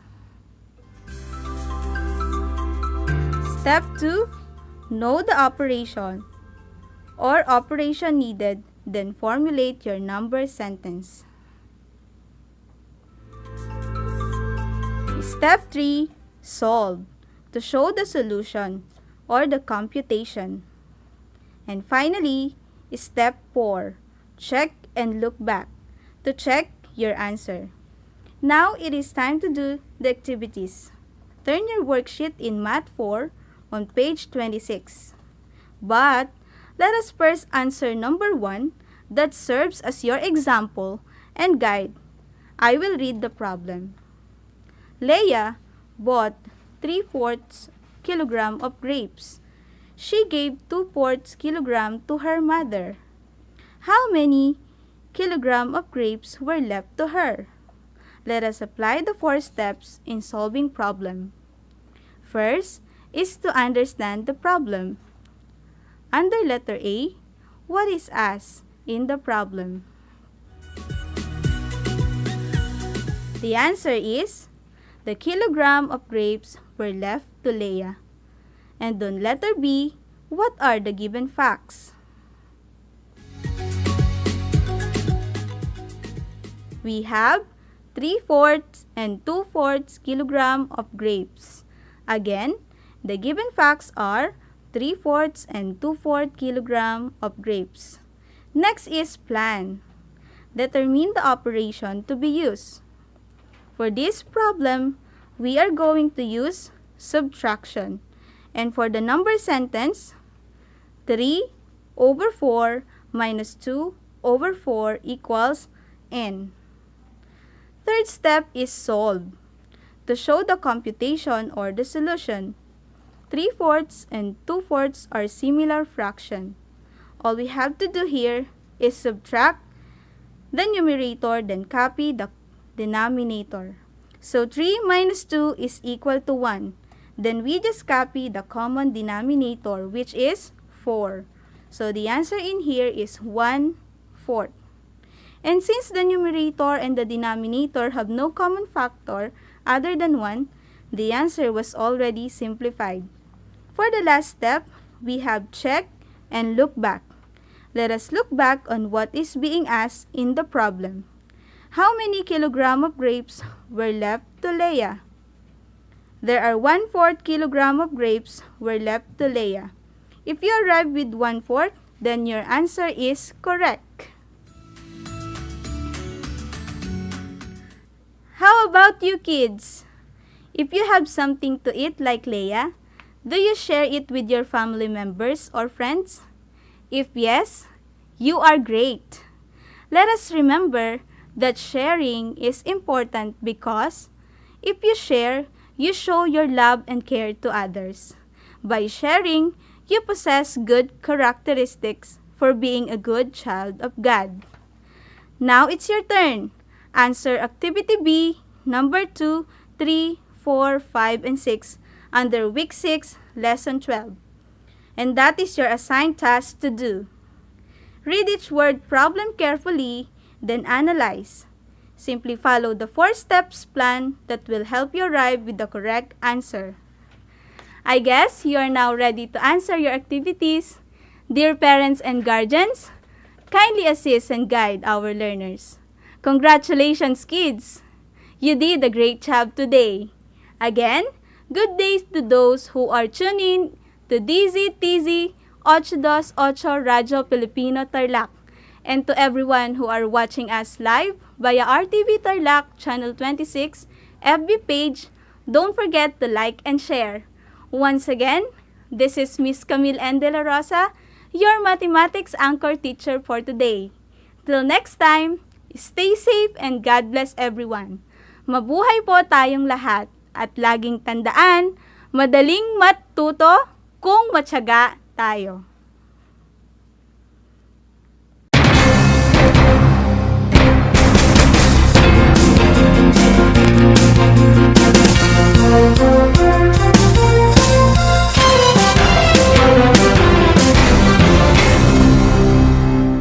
Ilang araw pa lamang mula nang maiangat ang enhanced community quarantine sa ilang lugar sa bansa, ngunit makikita na ang mabigat na trapiko. Mga residenteng lumalabas ng kani-kanilang mga tahanan, walang mask at wala ring halos physical distancing. Remember, the easing up of the restrictions, hindi iyan sabihin na wala na ang COVID. If you get COVID, you go to the hospital. Yung hospital, yung kama ibigay sa iyo, kalilinis lang kasi 1 hour before may namatay doon. Ikaw na naman ang papalit. Ikaw yung pang-anim kung hindi ka talaga magsunod ng batas. Ay, totoo lang, COVID is very lethal. We cannot afford a second or third wave. Gusto mo bang lumabas? Gusto mo bang magka-COVID-19? Ako, ayoko. Kaya ugaling maghugas ng kamay. Magsuot ng mask kapag lalabas ng bahay. Panatilihin ang safe physical distancing. Bahay muna. Buhay muna.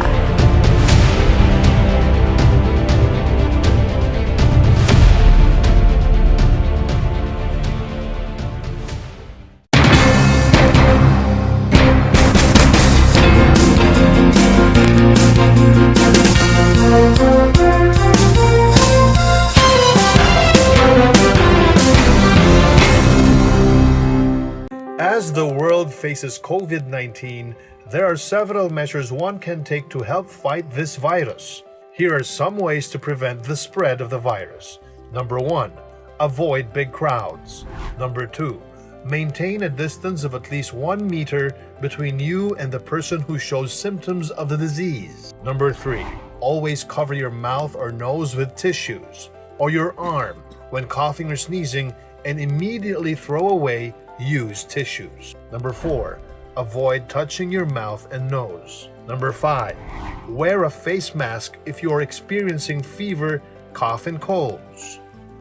Number 6, wash your hands regularly with clean water and soap. Number 7, always bring an alcohol-based sanitizer wherever you go. If you are experiencing symptoms such as fever, cough, cold, shortness of breath, or having difficulty breathing, head to the nearest hospital as soon as you can or call the following hotline for assistance. DOH hotline 02-8651-7800, local 1149 to 1150. And to keep track of the current number of COVID-19 cases in the Philippines, you can go to ncovtracker.doh.gov.ph. We can beat this as long as we're always prepared and work together. For more information, you can visit the Department of Health's official website at www.doh.gov.ph. This is Secretary Martin Andanar of the Presidential Communications Operations Office.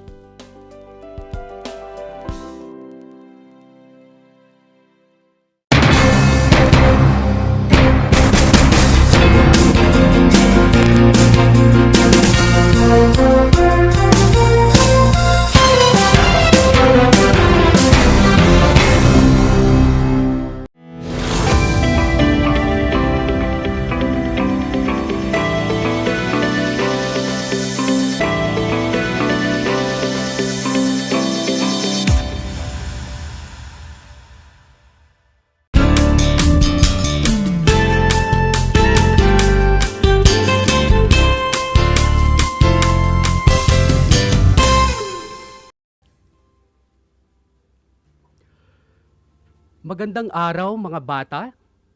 Kumusta na kayo? Lalong-lalo na sa mga mag-aaral ng ika-4 na baitang na nanonood at nakikinig sa atin sa araw na ito. Sumasa inyo ang Aral TarlakHenyo mula sa RTV Tarlac, Channel 26 at sa bayang naririnig sa DZTC 828 Radyo Pilipino Tarlac. Ako si Ginoong John Domingo, ang inyong teacher broadcaster para sa asignaturang Filipino, ika-4 na baitang. Samahan niyo ako sa 25 minutong makabuluhang talakayan.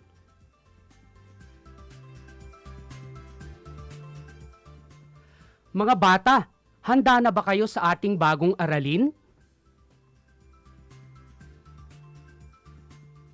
Pero bago iyon, ay kailangang ihanda ang ating mga learners module at activity sheet at ang inyong papel at pansulat.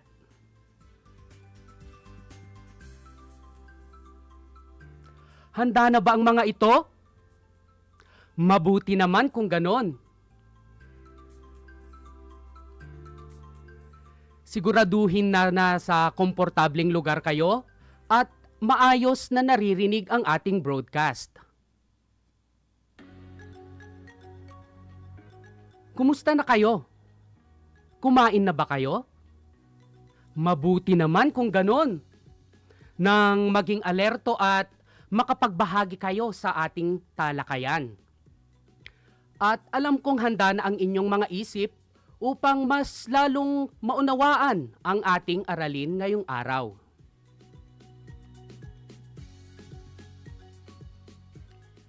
Ang ating aralin ay tungkol sa wastong paggamit sa mga antas ng pang-uri. Uulitin ko, ang ating aralin 657 Naga DYRB 540 Cebu DEPED. Kaya naman, pasisiglahin ko ang inyong araw.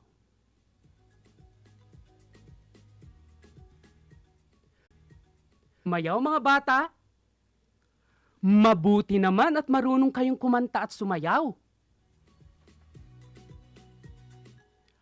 Kung ganoon, kayo ay tumayo at humanap ng sapat na espasyo sa inyong kinalalagyan para kayo ay makasayaw ng maayos.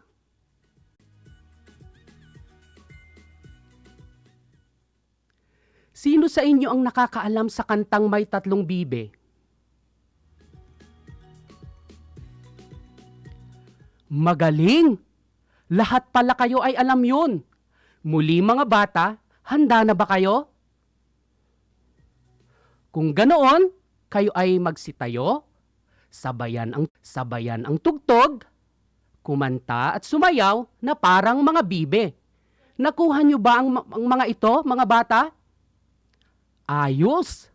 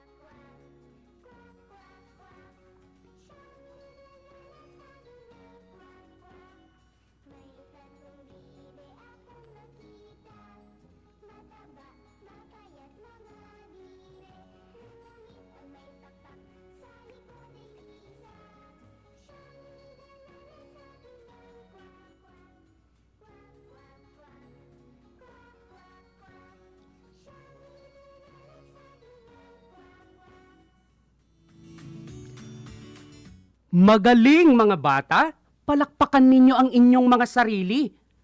Napakahusay nyo talagang kumanta at sumayaw. Mga bata, naaalala nyo pa ba ang liriko ng kanta? Ano-ano ang mga salitang ginamit sa paglalarawan sa mga bibe? Bago tayo magpatuloy, maaari nyo palang ipadala ang inyong mga kasagutan sa pamamagitan ng pag-text sa aking numerong 0921-4577-220. O kaya naman ay magkomento sa ating Facebook live stream. Okay ba yon? Uulitin ko, ano-ano ang mga salitang ginamit sa paglalarawan sa mga bibe?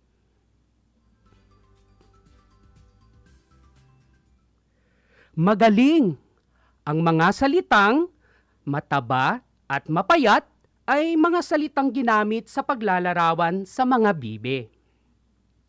Ang mga salitang iyon ay napag-aralan na natin nung nakaraan, di ba mga bata? ano ang tawag natin sa mga salitang iyon? Naaalala nyo pa ba ang mga salitang ito? Inuulit ko, pwede kayong sumagot sa pamamagitan ng text o mag-comment sa ating Facebook live stream. At ayan, may nag-text na sa akin. Ang text ay galing kay Princess at ang kanyang sagot ay pang-uri. Tama ba ang sagot ni Princess? Tama. Ang salitang mataba at mapayat na siyang ginamit sa paglalarawan sa mga bibe ay mga halimbawa ng pang-uri. At ang pang-uri ay salitang naglalarawan sa tao, bagay, hayop, lugar, at pangyayari o mga pangalan.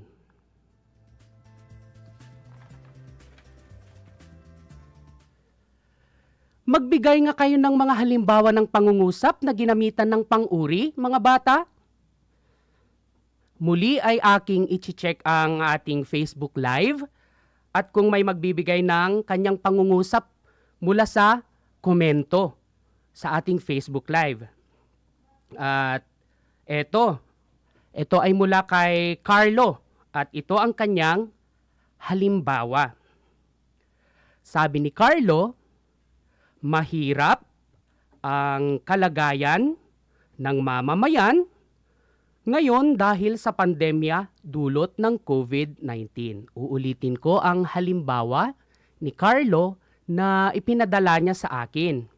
Sabi niya, mahirap ang kalagayan ng ilang mamamayan ngayon dahil sa pandemya dulot ng COVID-19. Mahusay, Carlo. Mahusay ang binigay mong halimbawa. Sa pangungusap ni Carlo ay ginamit niya ang pang-uring mahirap.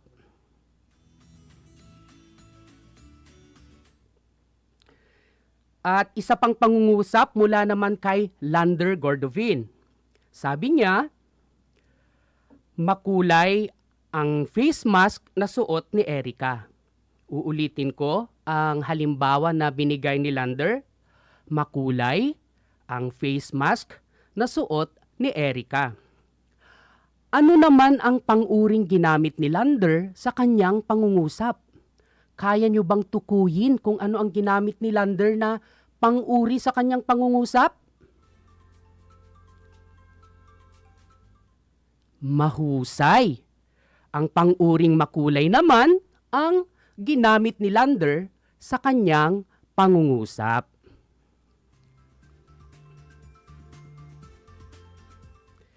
Mahusay sa lahat ng sumubok sumagot. Naway tama ang mga sagot ninyo. Sa mga hindi naman nagpursige, marahil ay naninibago pa sila sa ating new normal setup. At sa mga hindi naman nabasa ang sagot, okay lang yan mga bata. Marami pa kayong pagkakataong makapagbahagi o makapagbigay ng inyong mga sagot maya-maya. Kaya tumutok lang at magbigay ng konsentrasyon sa ating talakayan.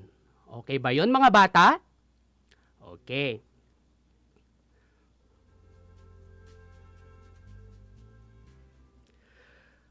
Mga bata, ano-anong mga magagandang lugar na sa Pilipinas ang inyo nang napuntahan?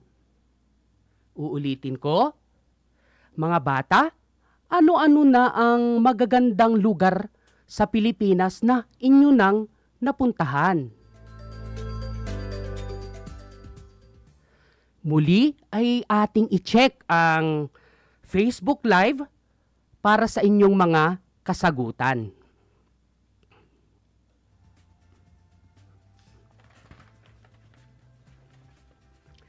Hayan, at may sumagot na. Ito ay nagmula kay Rohan. Ang kanyang sagot ay Baguio City. Sadyang napakaganda nga naman ng Baguio City, di ba?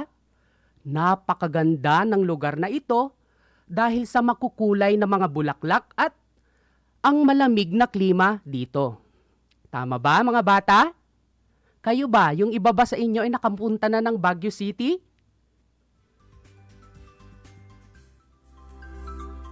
Okay. Mula naman kay Erica, sabi niya, siya ay nakapunta na sa Boracay. Isang napakagandang lugar din ang Boracay, Erica, dahil sa pino at maputi nitong buhangin at ang malinis at kulay asul na tubig nito, di ba?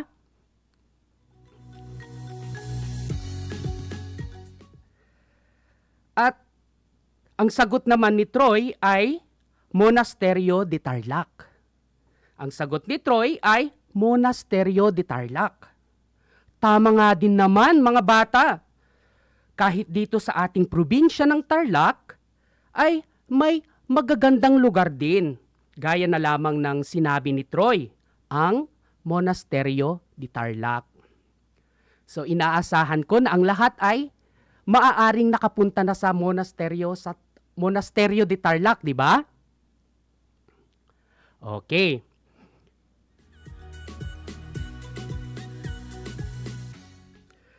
Mga bata, ano-anong mga lugar naman ang nais nyo pang mapuntahan dito sa mga magagandang lugar dito sa Pilipinas?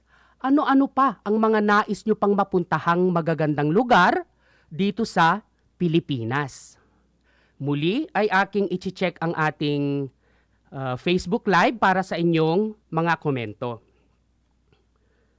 At sabi ni Sydney, ang kanyang komento ay nais niyang puntahan ang Bicol upang makita ang Bulkang Mayon. Ayan. Batangas naman ang nais puntahan ni Matt Andre upang makita daw niya ang Bulkang Taal.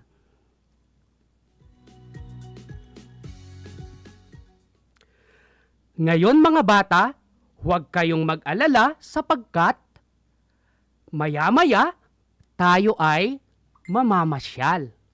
Gusto nyo ba yon? Tama ang narinig ninyo mga bata, maya-maya lamang ay tayo ay mamamasyal. Subalit, bago tayo mamasyal, ay atin munang sagutin ang talasalitaan na makikita nyo sa inyong mga screen para lubos ninyong maunawaan ang teksto na aking babasahin mamaya. Uulitin ko, tayo ay mamamasyal mula sa teksto na aking babasahin mamaya.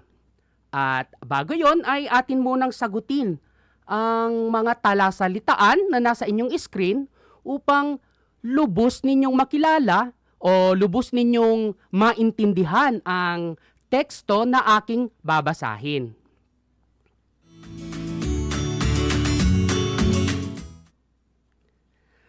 Ngayon mga bata, hanapin ninyo sa Hanay B ang katumbas na kahulugan ng mga salita na nasa Hanay A.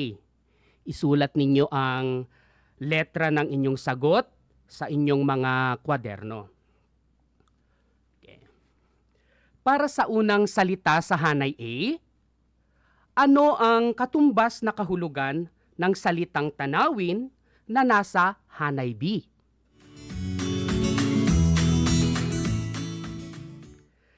Tama mga bata, ang kahulugan ng salitang tanawin ay titik I. Uulitin ko, titik I.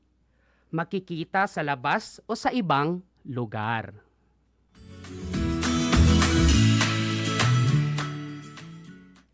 Okay. Ano naman ang maiuugnay nating kahulugan sa salitang maluwang sa ikalawang bilang?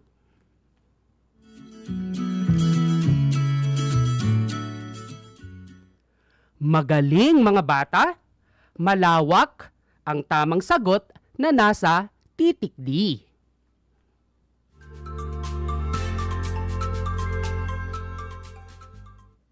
Sa ikatlong bilang naman tayo mga bata. Ano naman ang kahulugan ng salitang malimit?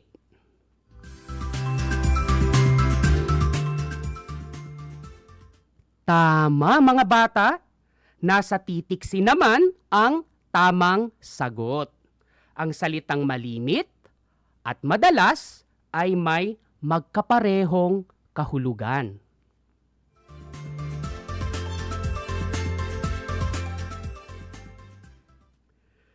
Para naman sa ikaapat na salita sa hanay A, ano naman ang katumbas na kahulugan ng salitang Bicolana ang nasa hanay B?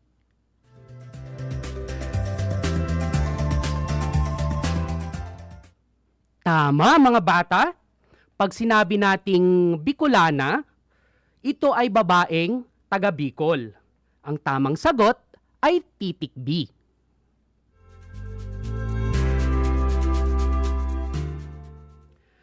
Dumako naman tayo sa panghuling salita sa hanay A mga bata. Ano naman ang kahulugan ng salitang dadalawin ang makikita sa hanay B?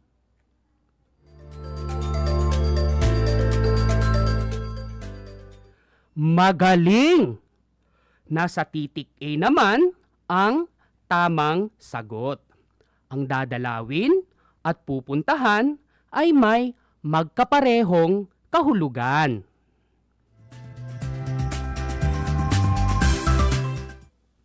Ayos! Nakuha nyo rin ang tamang sagot. Halina kayo at mamasyal na tayo. Pakinggan ng mataimtim ang tekstong aking babasahin. At ihanda nyo rin ang inyong mga kwaderno para sa paglista ng mahahalagang impormasyon sa inyong maririnig at bigyang pansin ang mga salitang may salungguhit sa teksto. Handa na ba kayo?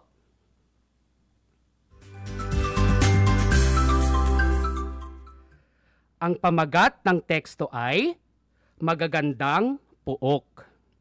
Maligayang pagdating Pilipinas, ang lupain ng magagandang tanawin. Unang dadalawin natin ang Bulkang Taal sa lalawigan ng Batangas. Pinakamaliit na bulkan ito sa buong mundo, ngunit pinakamalimit pumutok. Narito na rin lamang tayo sa Tagaytay. Dadalawin na natin ang pinakamalaking cable car, zoo at kabayuhan. Napakaluwang ng zoo at dahil sa dami ng puno at halaman, tila tunay na gubat ito. Pumunta naman tayo sa Bicol. Ang tahanan ng may pinakamagandang hugis na bulkan. Napakaayos ng pagkakatulis ng bulkan, bagamat hindi na raw perpekto dahil sa malimit na pagputok. Ayon sa alamat, ito raw ay dalagang magayon, kaya sinasabing mas magaganda sa karaniwang Pilipina ang mga Bicolana. Nag-enjoy ba kayo sa ating pamamasyal mga bata? Napakaganda ng tekstong ating binasa, hindi ba? Batid ko na nakuha ninyo ang mahahalagang kaisipang nakapaloob dito. Tignan natin sa pamamagitan ng pagsagot ninyo sa ating mga tanong. Kaya ihanda na ang kwaderno sa pagsagot ng mga ito. Hintayin ko rin ang inyong sagot mula sa ating Facebook Live. Narito ang unang tanong. Ano-anong mga magagandang puok ang nabanggit sa tekstong ating binasa? Tama. Kung ang inyong sagot ay Bulkang Taal sa Batangas, pasyalan sa Tagaytay at Bulkang Mayon sa Bicol ay mahusay. Ikalawang tanong, ano-anong mga salita ang may salungguhit sa teksto na ating binasa? At ang sagot ni Kathleen Joy ay pinakamaliit, napakaluwang, pinakamaganda at mas maganda. Ang galing naman ni Kathleen Joy, tama ang iyong sagot. At sa ikatlong tanong naman, Ano ang tawag sa mga salitang may salangguhit sa teksto na ating binasa? Tama! Ang mga salitang ito ay tinatawag nating mga pang-uri. Ngayon naman ay ating susuriin ang pangungusap na ginamit sa paglalarawan na nasa inyong mga screen. Unang pangungusap, ang bulkang Taal ay pinakamaliit na bulkan sa buong mundo. Ikalawang pangungusap naman, maluwang ang pasyalan ng kabayo sa Tagaytay. Ikatlong pangungusap, maraming hotel ang nauupahan sa Tagaytay. At sa panghuling pangungusap, pinakamagandang hugis ng bulkan ang bulkang Mayon. Mga bata, bigyang pansin ang mga salitang may salungguhit sa bawat pangungusap. Hindi ba't ito'y mga pang-uri? Tama, ngunit alam nyo ba na ang pang-uri ay may iba't ibang antas? Halina't alamin natin ang iba't ibang antas ng pang-uri. Ang unang antas ng pang-uri ay lantay. Lantay ang antas ng pang-uri kung ito ay naglalarawan sa isang pangalan lamang at walang paghahambing. Halimbawa, maluwang ang pasyalan ng kabayo sa Tagaytay.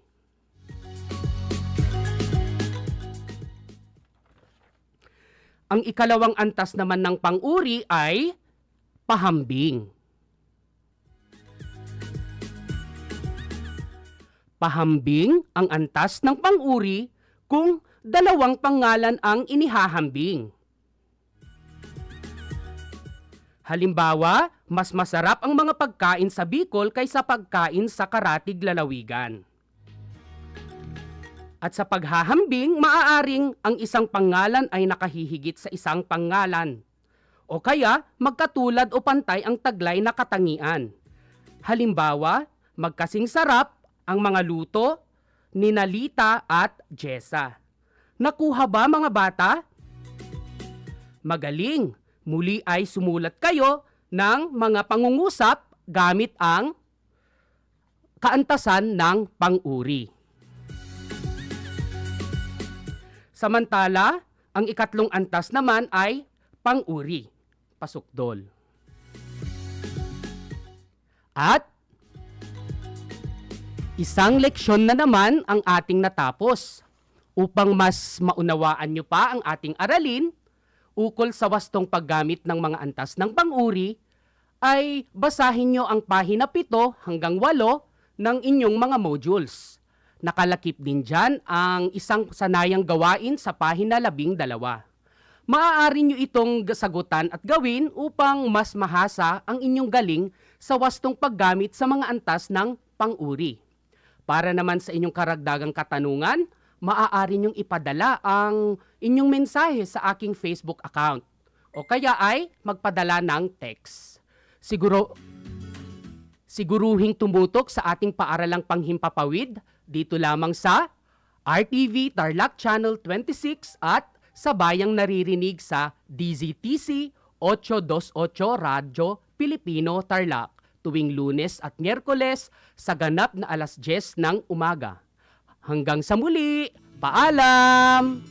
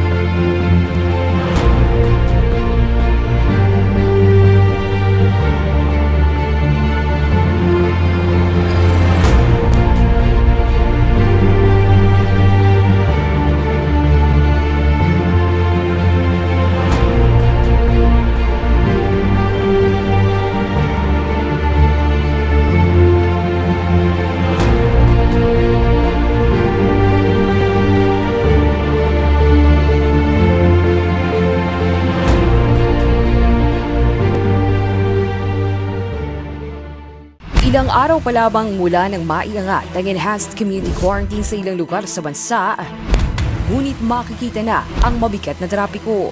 Mga residenteng lumalabas ng kani-kanilang mga tahanan, walang mask at wala ring halos physical distancing. Remember, the easing up of the restrictions, hindi iyan sabihin na wala na ang COVID. If you get COVID, you go to the hospital. Yung hospital, yung kama ibigay sa iyo, kalilinis lang kasi 1 hour before may namatay doon. Ikaw na naman ang papalit. Ikaw yung pang-anim kung hindi ka talaga magsunod ng batas. At totoo lang, COVID is very lethal. We cannot afford a second or third wave. Gusto mo bang lumabas? Gusto mo bang magka-COVID-19?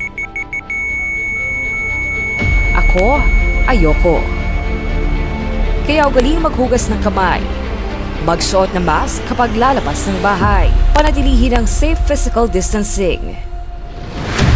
Bahay muna. Buhay muna.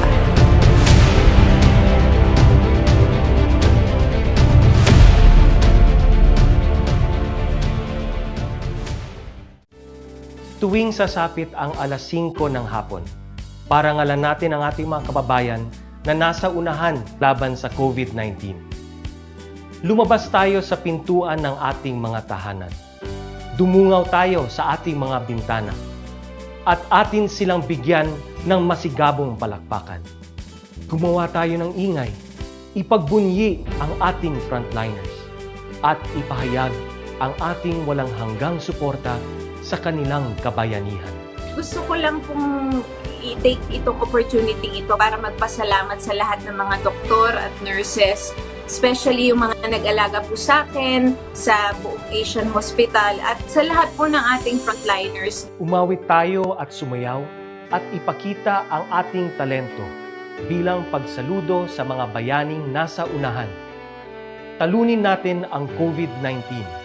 Sama-sama nating pagalingin ang ating inang bayan. Kaya natin to. We heal as one.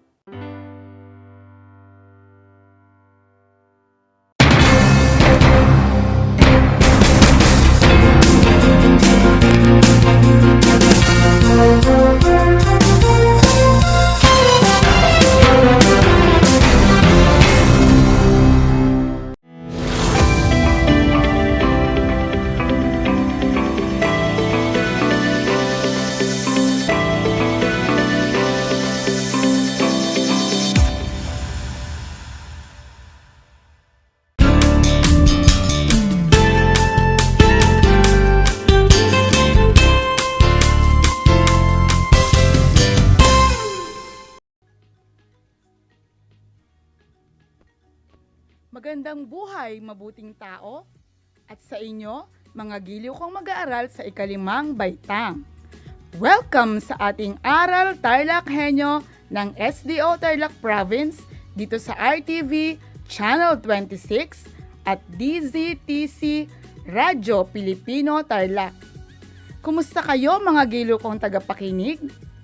Ang aking pagbati at lubos na paghanga sa inyong pagpapahalaga sa edukasyon at pagpupursiging matapos ito na nagtatagumpay sa kabila ng hamon ng pandemya. Ako ang inyong guro sa edukasyon sa pagpapakatao 5, Teacher Jamie Darizan Ruiz. Sasamahan at gagabayan kayo sa Most Essential Learning Competency na pagbibigay alam sa kinauukulan.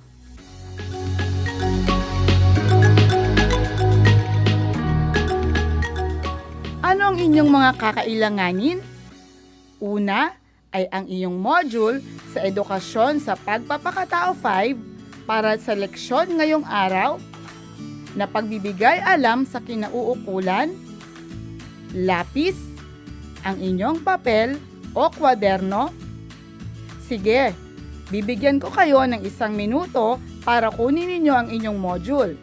Bumalik kayo kaagad.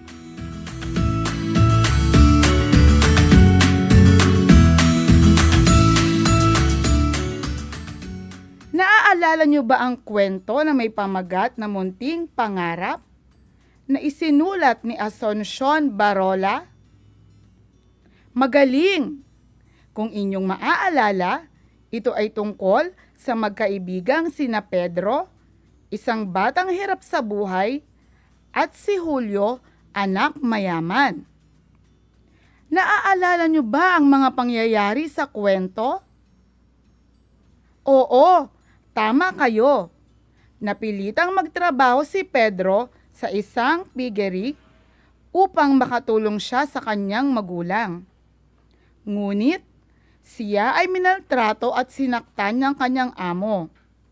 Kaya siya ay tinulungan ng kanyang matalik na kaibigan, kasama ang kanyang mga magulang.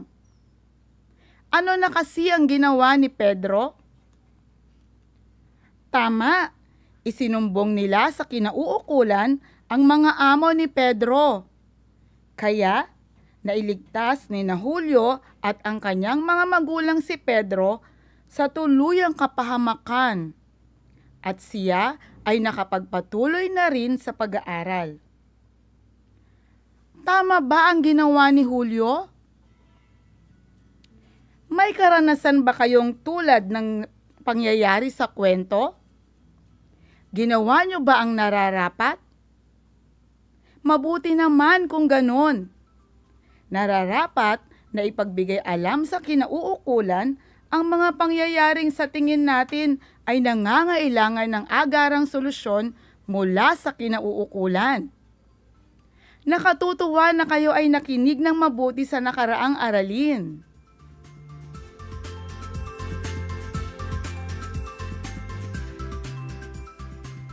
Ngayon naman mga bata, buksan ang inyong module sa 7 pahina.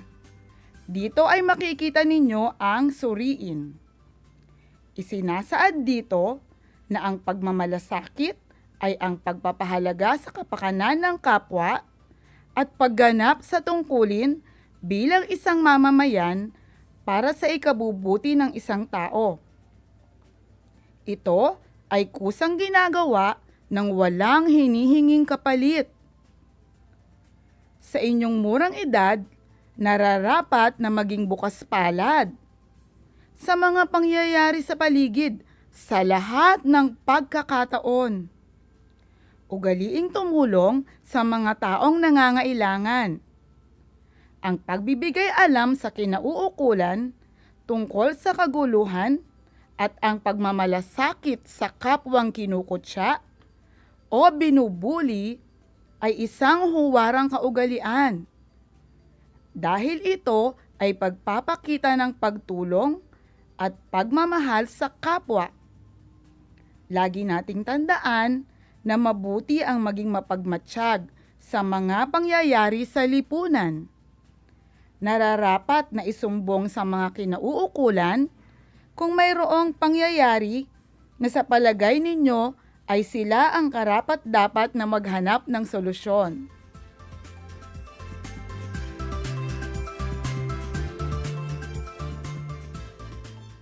Ngayon mga bata, pag-aralan natin ang mga larawan sa pahina 7 ng inyong module. Makikita natin ang iba't ibang pag-uugali na pinakikita ng bawat tao sa ating paligid. Sa tulong ng isang graphic organizer na makikita ninyo sa pahina 8 ng inyong module, gaya ng nakikita nyo sa screen, ilan sa mga ito ay mga pangyayari na nangangailangan ng tulong mula sa kinauukulan. May 6 na larawan sa pahina. Halina't suriin natin ang bawat isa upang mas lalo nating maunawaan. Makinig kayong mabuti.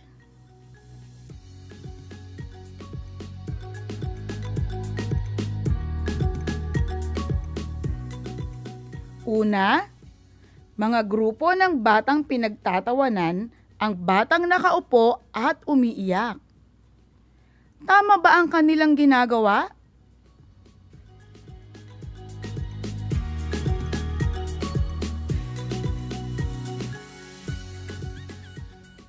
Pangalawa, isang batang may buhat na sako ng simento sa kanyang ulo.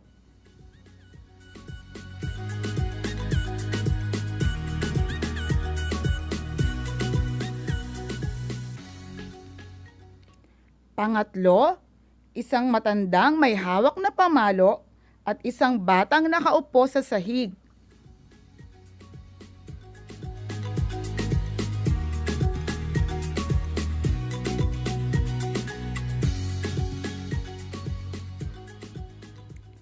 Pang-apat, isang batang nagmamano sa lola. Ginagawa niyo ba ang ganitong kaugalian?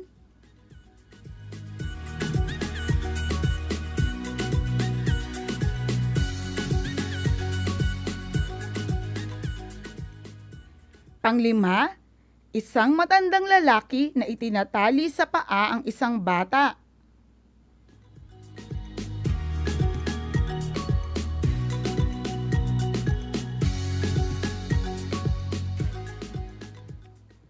At panghuli, isang pamilya na namamasyal sa zoo at nagpapakita ng kawilihan sa mga hayop. Kayo ay bibigyan ko ng 2 minuto para isulat ang titik ng larawan na nagpapakita ng pagmamalasakit sa kapwa. Sagutan gamit ang graphic organizer.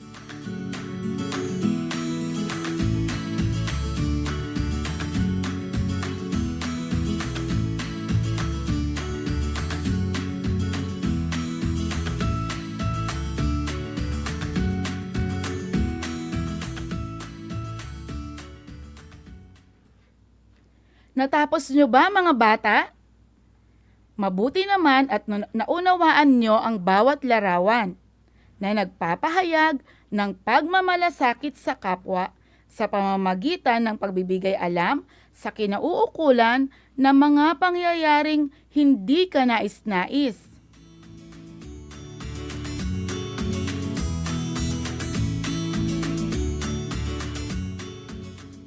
Ngayon, ay tumungo naman tayo sa ikalawang gawain. Sa pahina 9 ng inyong module, makikita ninyo na may 5 pangungusap na dapat ninyong basahin at unawain. Tukuyin ang pagmamalasakit na maaari mong gawin bilang isang mag-aaral. Naangkop sa hinihingi ng sitwasyon. Halina at pag-aralan natin muli ang halimbawa.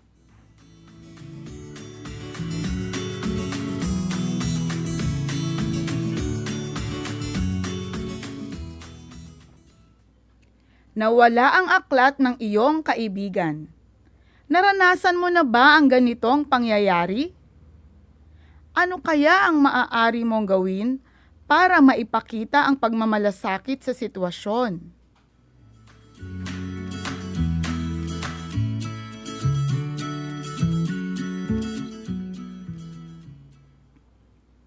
Tama, maaari nating tulungang hanapin ang aklat ng kaibigan. May naisip ba kayong ibang solusyon?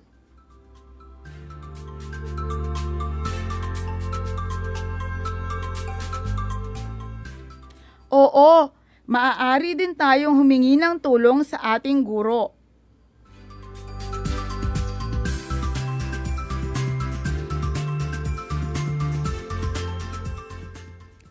Ngayon, ay maaari nyo lang sagutin ang mga sumusunod na 5 pahayag. Habang aking binabasa ang mga ito para mas lalo ninyong maintindihan. Unang bilang, nasunog ang bahay ng inyong kapitbahay. Ano kaya ang tulong na maaari nating maibahagi sa kanila?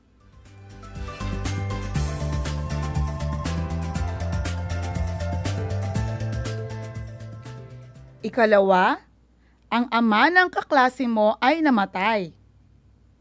May naiisip ka bang paraan para maipakita ang iyong pakikiramay?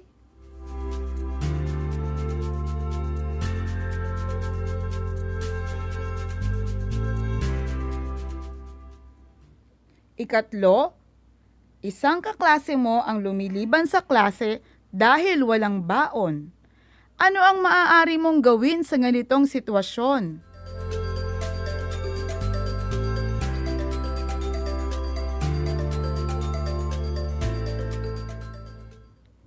Ika-4, nagkakasakit ang iyong magulang. Paano ka makakatulong sa inyong pamilya?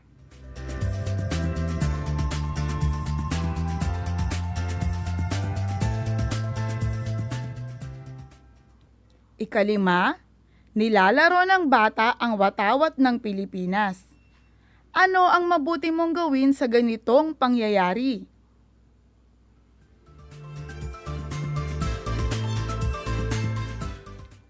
Ngayon, ay maaari mong balikan at basahin muli ang iyong mga sagot.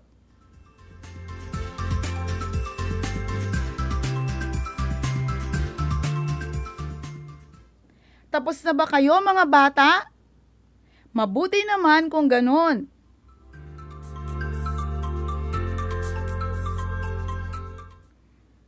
Ang susunod naman nating gawain ay ang pagsagot sa katanungan sa ika-9 na pahina. Makinig ng mabuti at aking babasahin sa inyo.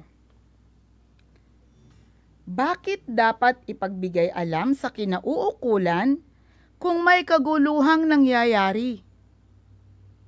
Paano mo maipakikita ang iyong pagmamalasakit sa kapwa na sinasaktan, kinukutya o binubuli?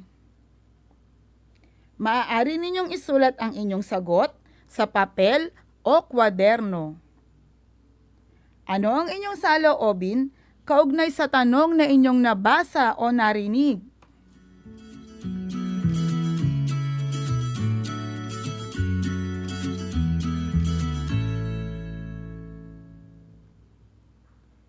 Kung sakaling hindi nyo lubos na naunawaan, maaari kayong humingi ng tulong sa inyong mga kabahay na nakakatanda.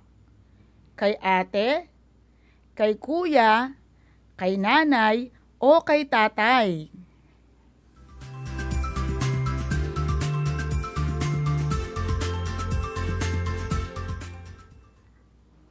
Kumusta na mga bata?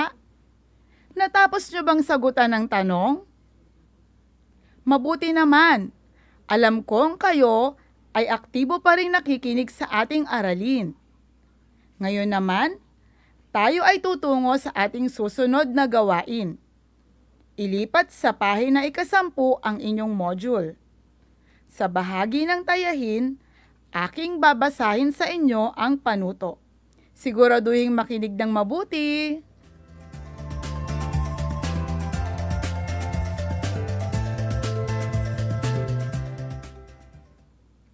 Basahing mabuti ang mga pahayag. Isulat sa papel ang T kung tama ang pahayag at M naman kung mali. Uulitin ko, isulat ang T kung tama at M kung mali. Makikita nyo na kayo ay binigyan ng 10 pahayag at sapat lang sa unahan ng bawat pangungusap nyo isusulat ang inyong mga sagot. Basahin natin ang bawat pangungusap upang lubos nyong maunawaan. Piliing mabuti ang sagot na inyong isusulat sapat lang. Handa na ba kayo? Atin nang simulan!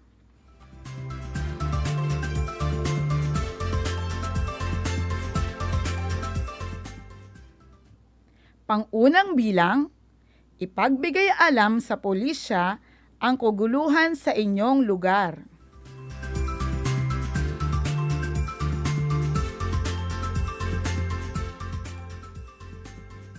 Ikalawa, isumbong ang kaklaseng nambubuli sa klase. Nakaranas na ba kayo ng ganito?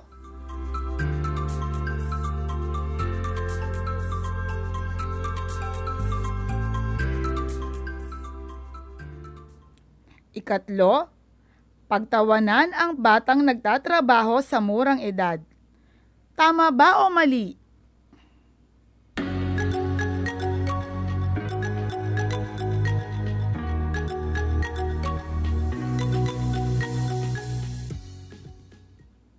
Ikaapat, bigyan ng makakain ang mga batang nasa lansangan.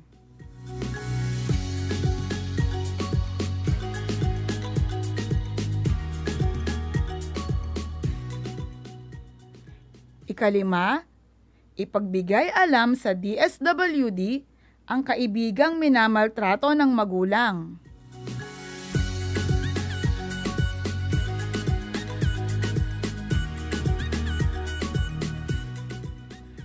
Ika-6, kutsain ang batang nasa lansangan at palaboy-laboy sa kalye.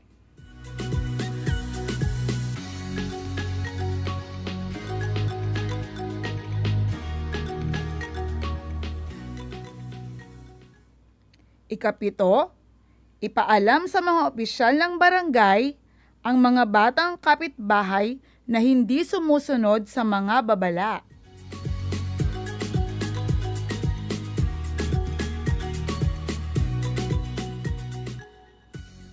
Ika-8, palaging pinagsasabihan ng masasamang salita ang anak. Marahil may mga kakilala kayong nakararanas ng ganito.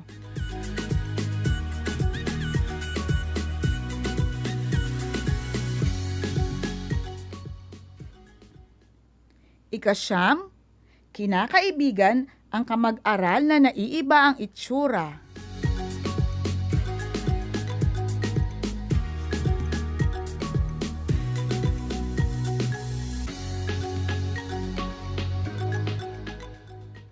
At ang pinakahuli, ika-10, isumbong sa guro ang nangungutya sa may kapansanan.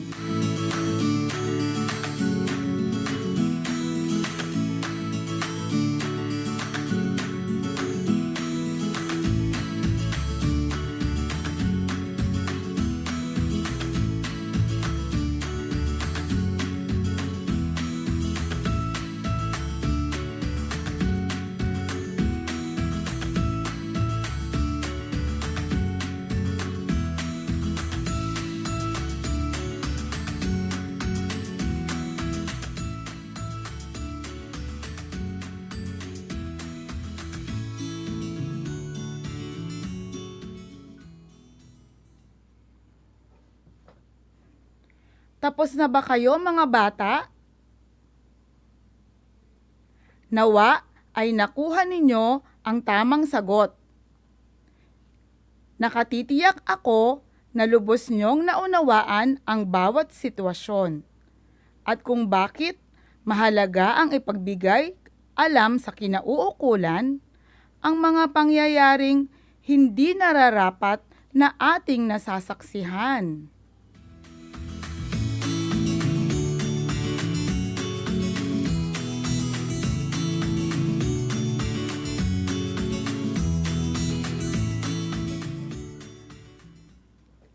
Para sa ating pangwakas na gawain na makikita sa isang pahina ng inyong module, nakasaad dito kung inyong mababasa na kayo ay gugupit o guguhit ng isang larawan tungkol sa karanasang nagpapakita ng malasakit sa inyong kapwa.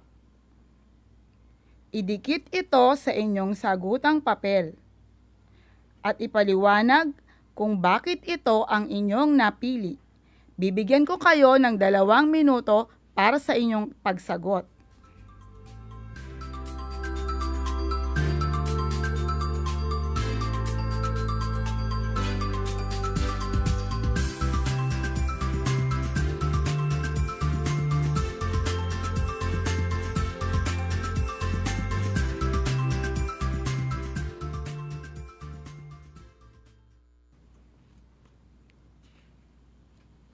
Para sa pagwawasto ng inyong sagot, na makikita sa likurang bahagi ng inyong module, ang sipi ng pagwawasto, maaari kayong magpatulong sa mga nakakatandang kasama ninyo sa inyong mga bahay.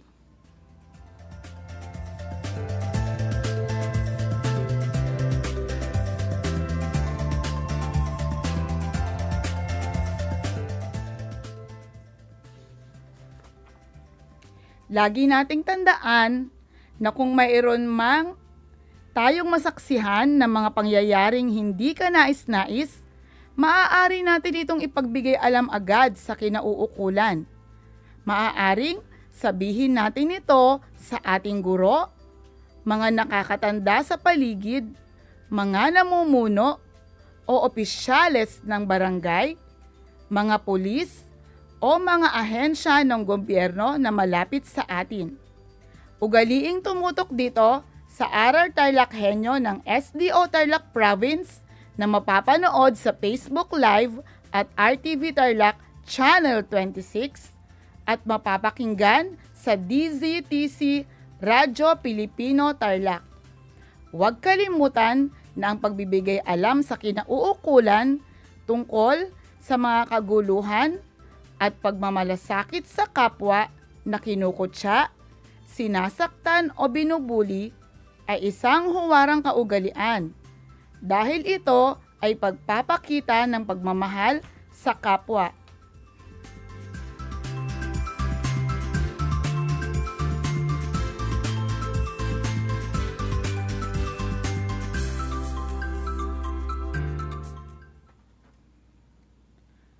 Sana ay lubos niyong naunawaan ang ating aralin tungkol sa pagbibigay alam sa kinauukulan, tungkol sa kaguluhan at pagmamalasakit sa kapwa na kinukutya, sinasaktan o binubuli. Nararapat lamang na isaisip ang karunungan, isapuso ang kabutihan at isabuhay ang mabuting asal. Isang aralin na naman ang ating natapos sa araw na ito. Naway naging masaya kayo sa iyong pakikinig.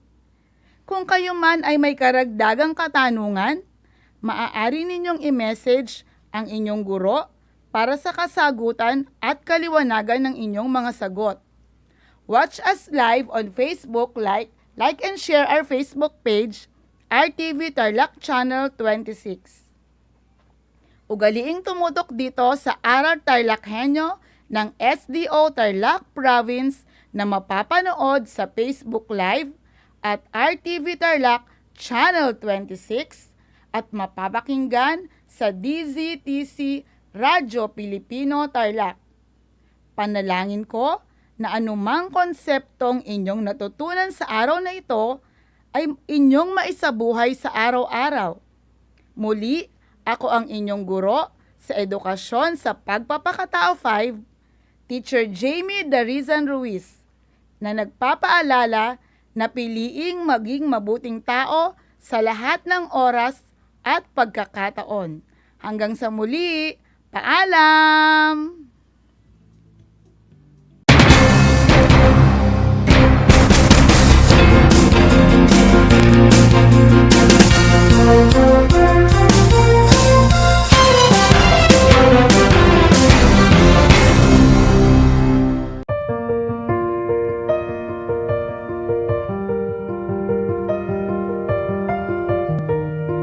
Ngayong taon, bukod sa sunod-sunod ng mga bagyo na tumama sa Pilipinas at nagdulot ng malawakang pagbaha, isa pang malaking pagsubok ang kinailangang harapin, hindi lamang ng ating bansa, kundi ng buong mundo.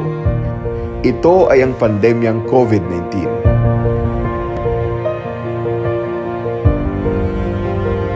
Tunay nga na naging mapanghamon ang taong 2020 para sa ating mga Pilipino. Ngunit sa kabila ng lahat ng ito, anuman ang mga pagsubok na kailangan nating malampasan, palaging nariyan ang ating mga magigiting na frontliners at first responders na laging handang magligtas ng buhay at maglingkod sa mga kababayan nating nangangailangan ng tulong. I assure everyone that your government is on top of the situation. I guarantee you that your government will do its best to provide assistance in the form of shelters, relief goods, financial aid, and post-disaster counseling. Rest assured, the government will not leave anybody behind. We will get through this crisis, I assure you. As one nation, kapit po tayo, mga kababayan, magbayanihan po tayong lahat. Nararapat lamang na bigyan natin sila ng pagpupugay para sa kanilang ipinapamalas na kabayanihan. Hindi alintana ang anumang panganib. Magampanan lamang ang kanilang tungkulin. Kahanga-hanga ang dedikasyon ng mga bayaning responders sa kanilang trabaho at pagmamalasakit sa kapwa. Ibinubuwis maging ang sariling buhay para sa kaligtasan ng ating mga kababayan.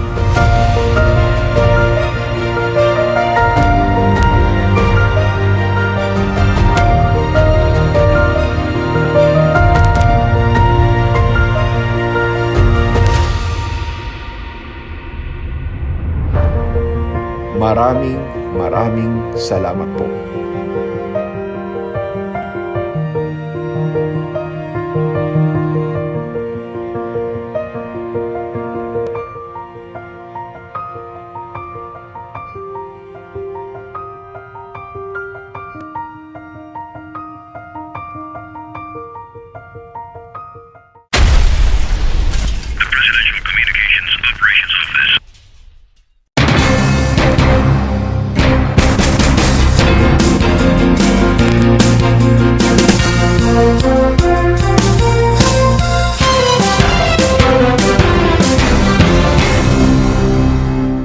As the world faces COVID-19, there are several measures one can take to help fight this virus. Here are some ways to prevent the spread of the virus. Number 1. Avoid big crowds. Number 2. Maintain a distance of at least 1 meter between you and the person who shows symptoms of the disease. Number 3. Always cover your mouth or nose with tissues or your arm when coughing or sneezing, and immediately throw away used tissues. Number 4. Avoid touching your mouth and nose. Number 5. Wear a face mask if you are experiencing fever, cough, and colds. Number 6. Wash your hands regularly with clean water and soap. Number 7. Always bring an alcohol-based sanitizer wherever you go. If you are experiencing symptoms such as fever, cough, cold, shortness of breath, or having difficulty breathing, head to the nearest hospital as soon as you can or call the following hotline for assistance.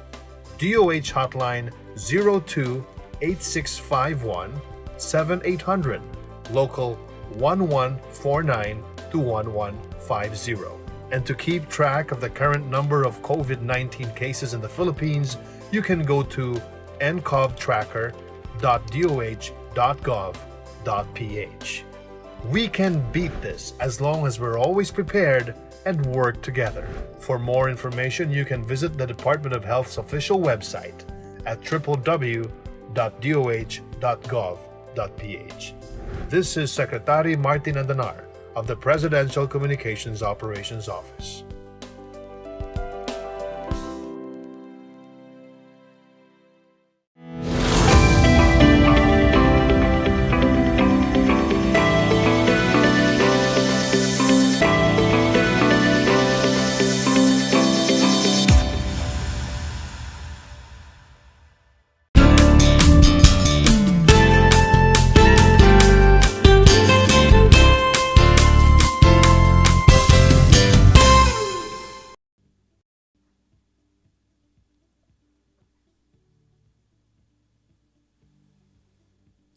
Magandang buhay!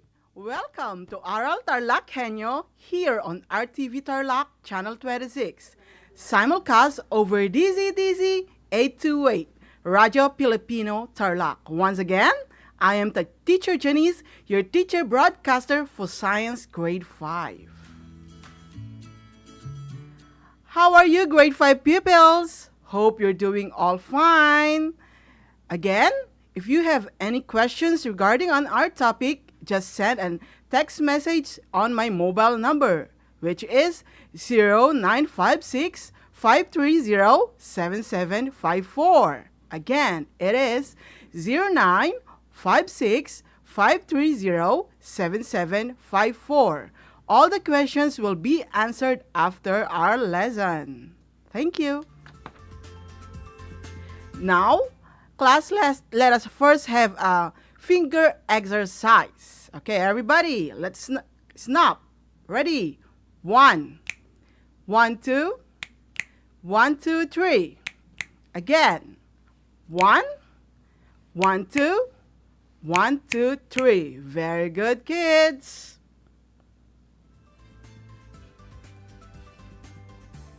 By the way, our topic or our lesson for today has its own objective. And the objective of our lesson for today is that you, grade 5 pupils, are expected to discuss the interactions among living things and non-living things to estuaries and ecosystem, intertidal zone rather. Again, our objective is that all the grade 5 students are expected to discuss the interactions among living things and non-living things to estuaries and intertidal zone. So now, class, get your pen, paper, and your self-learning module in Science 5, Quarter 2, Module 8, and let us begin learning. Again, you must have your pen, paper, and your Science 5, Quarter 2, Module 8, for we will begin learning. Before we begin our lesson for today, let us first review from our last topic, which is ecosystem. Try to answer the questions. What is an ecosystem? Everybody? Okay, correct. It is the basic unit of the field of the study of nature. Another question. What are the two interactions in an ecosystem? Yes, it is biotic factors and biotic factors. Question number 3. What is an abiotic factor? Good answer.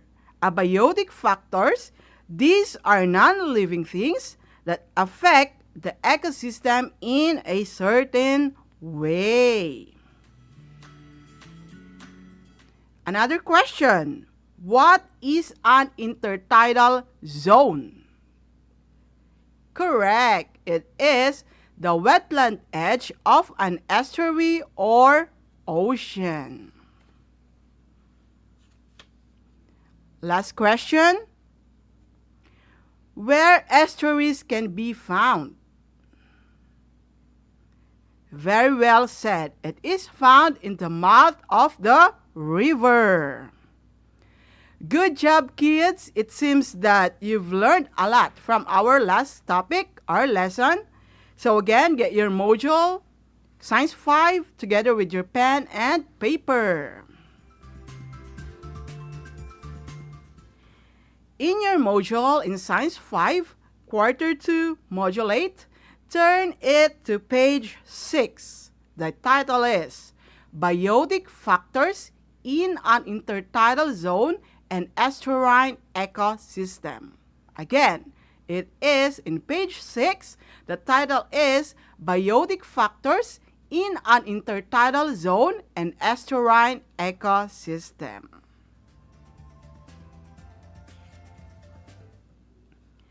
Now, focus your attention if you're still tuning into Aral TarlakHenyo here on DZTZ Radio Filipino, and if you're watching over RTV Tarlac Channel 26 or RTV FB live stream. Now, class, let us close our eyes as we will explore under the sea. Yes, we will explore under the sea. So everybody, let's close our eyes. There we can see corals with their brilliant colors because of algae which lives inside. And also, we see different kinds of fishes as they swim and flex their body and tail back and forth. And there are also sea witches, which they are swaying their soft trunk to the current of the wave, and also the presence of starfish as it moves gently. Oh, what a wonderful experience going under the water. Isn't it right? Class, don't you know that underwater is a different world? And let us explore what are the living things inside or under the water. For today, we will study about the second interaction in ecosystem, which is the biotic factors. Yes. Let us first define what is biotic factors in an intertidal zone and estuarine ecosystem. Biotic factors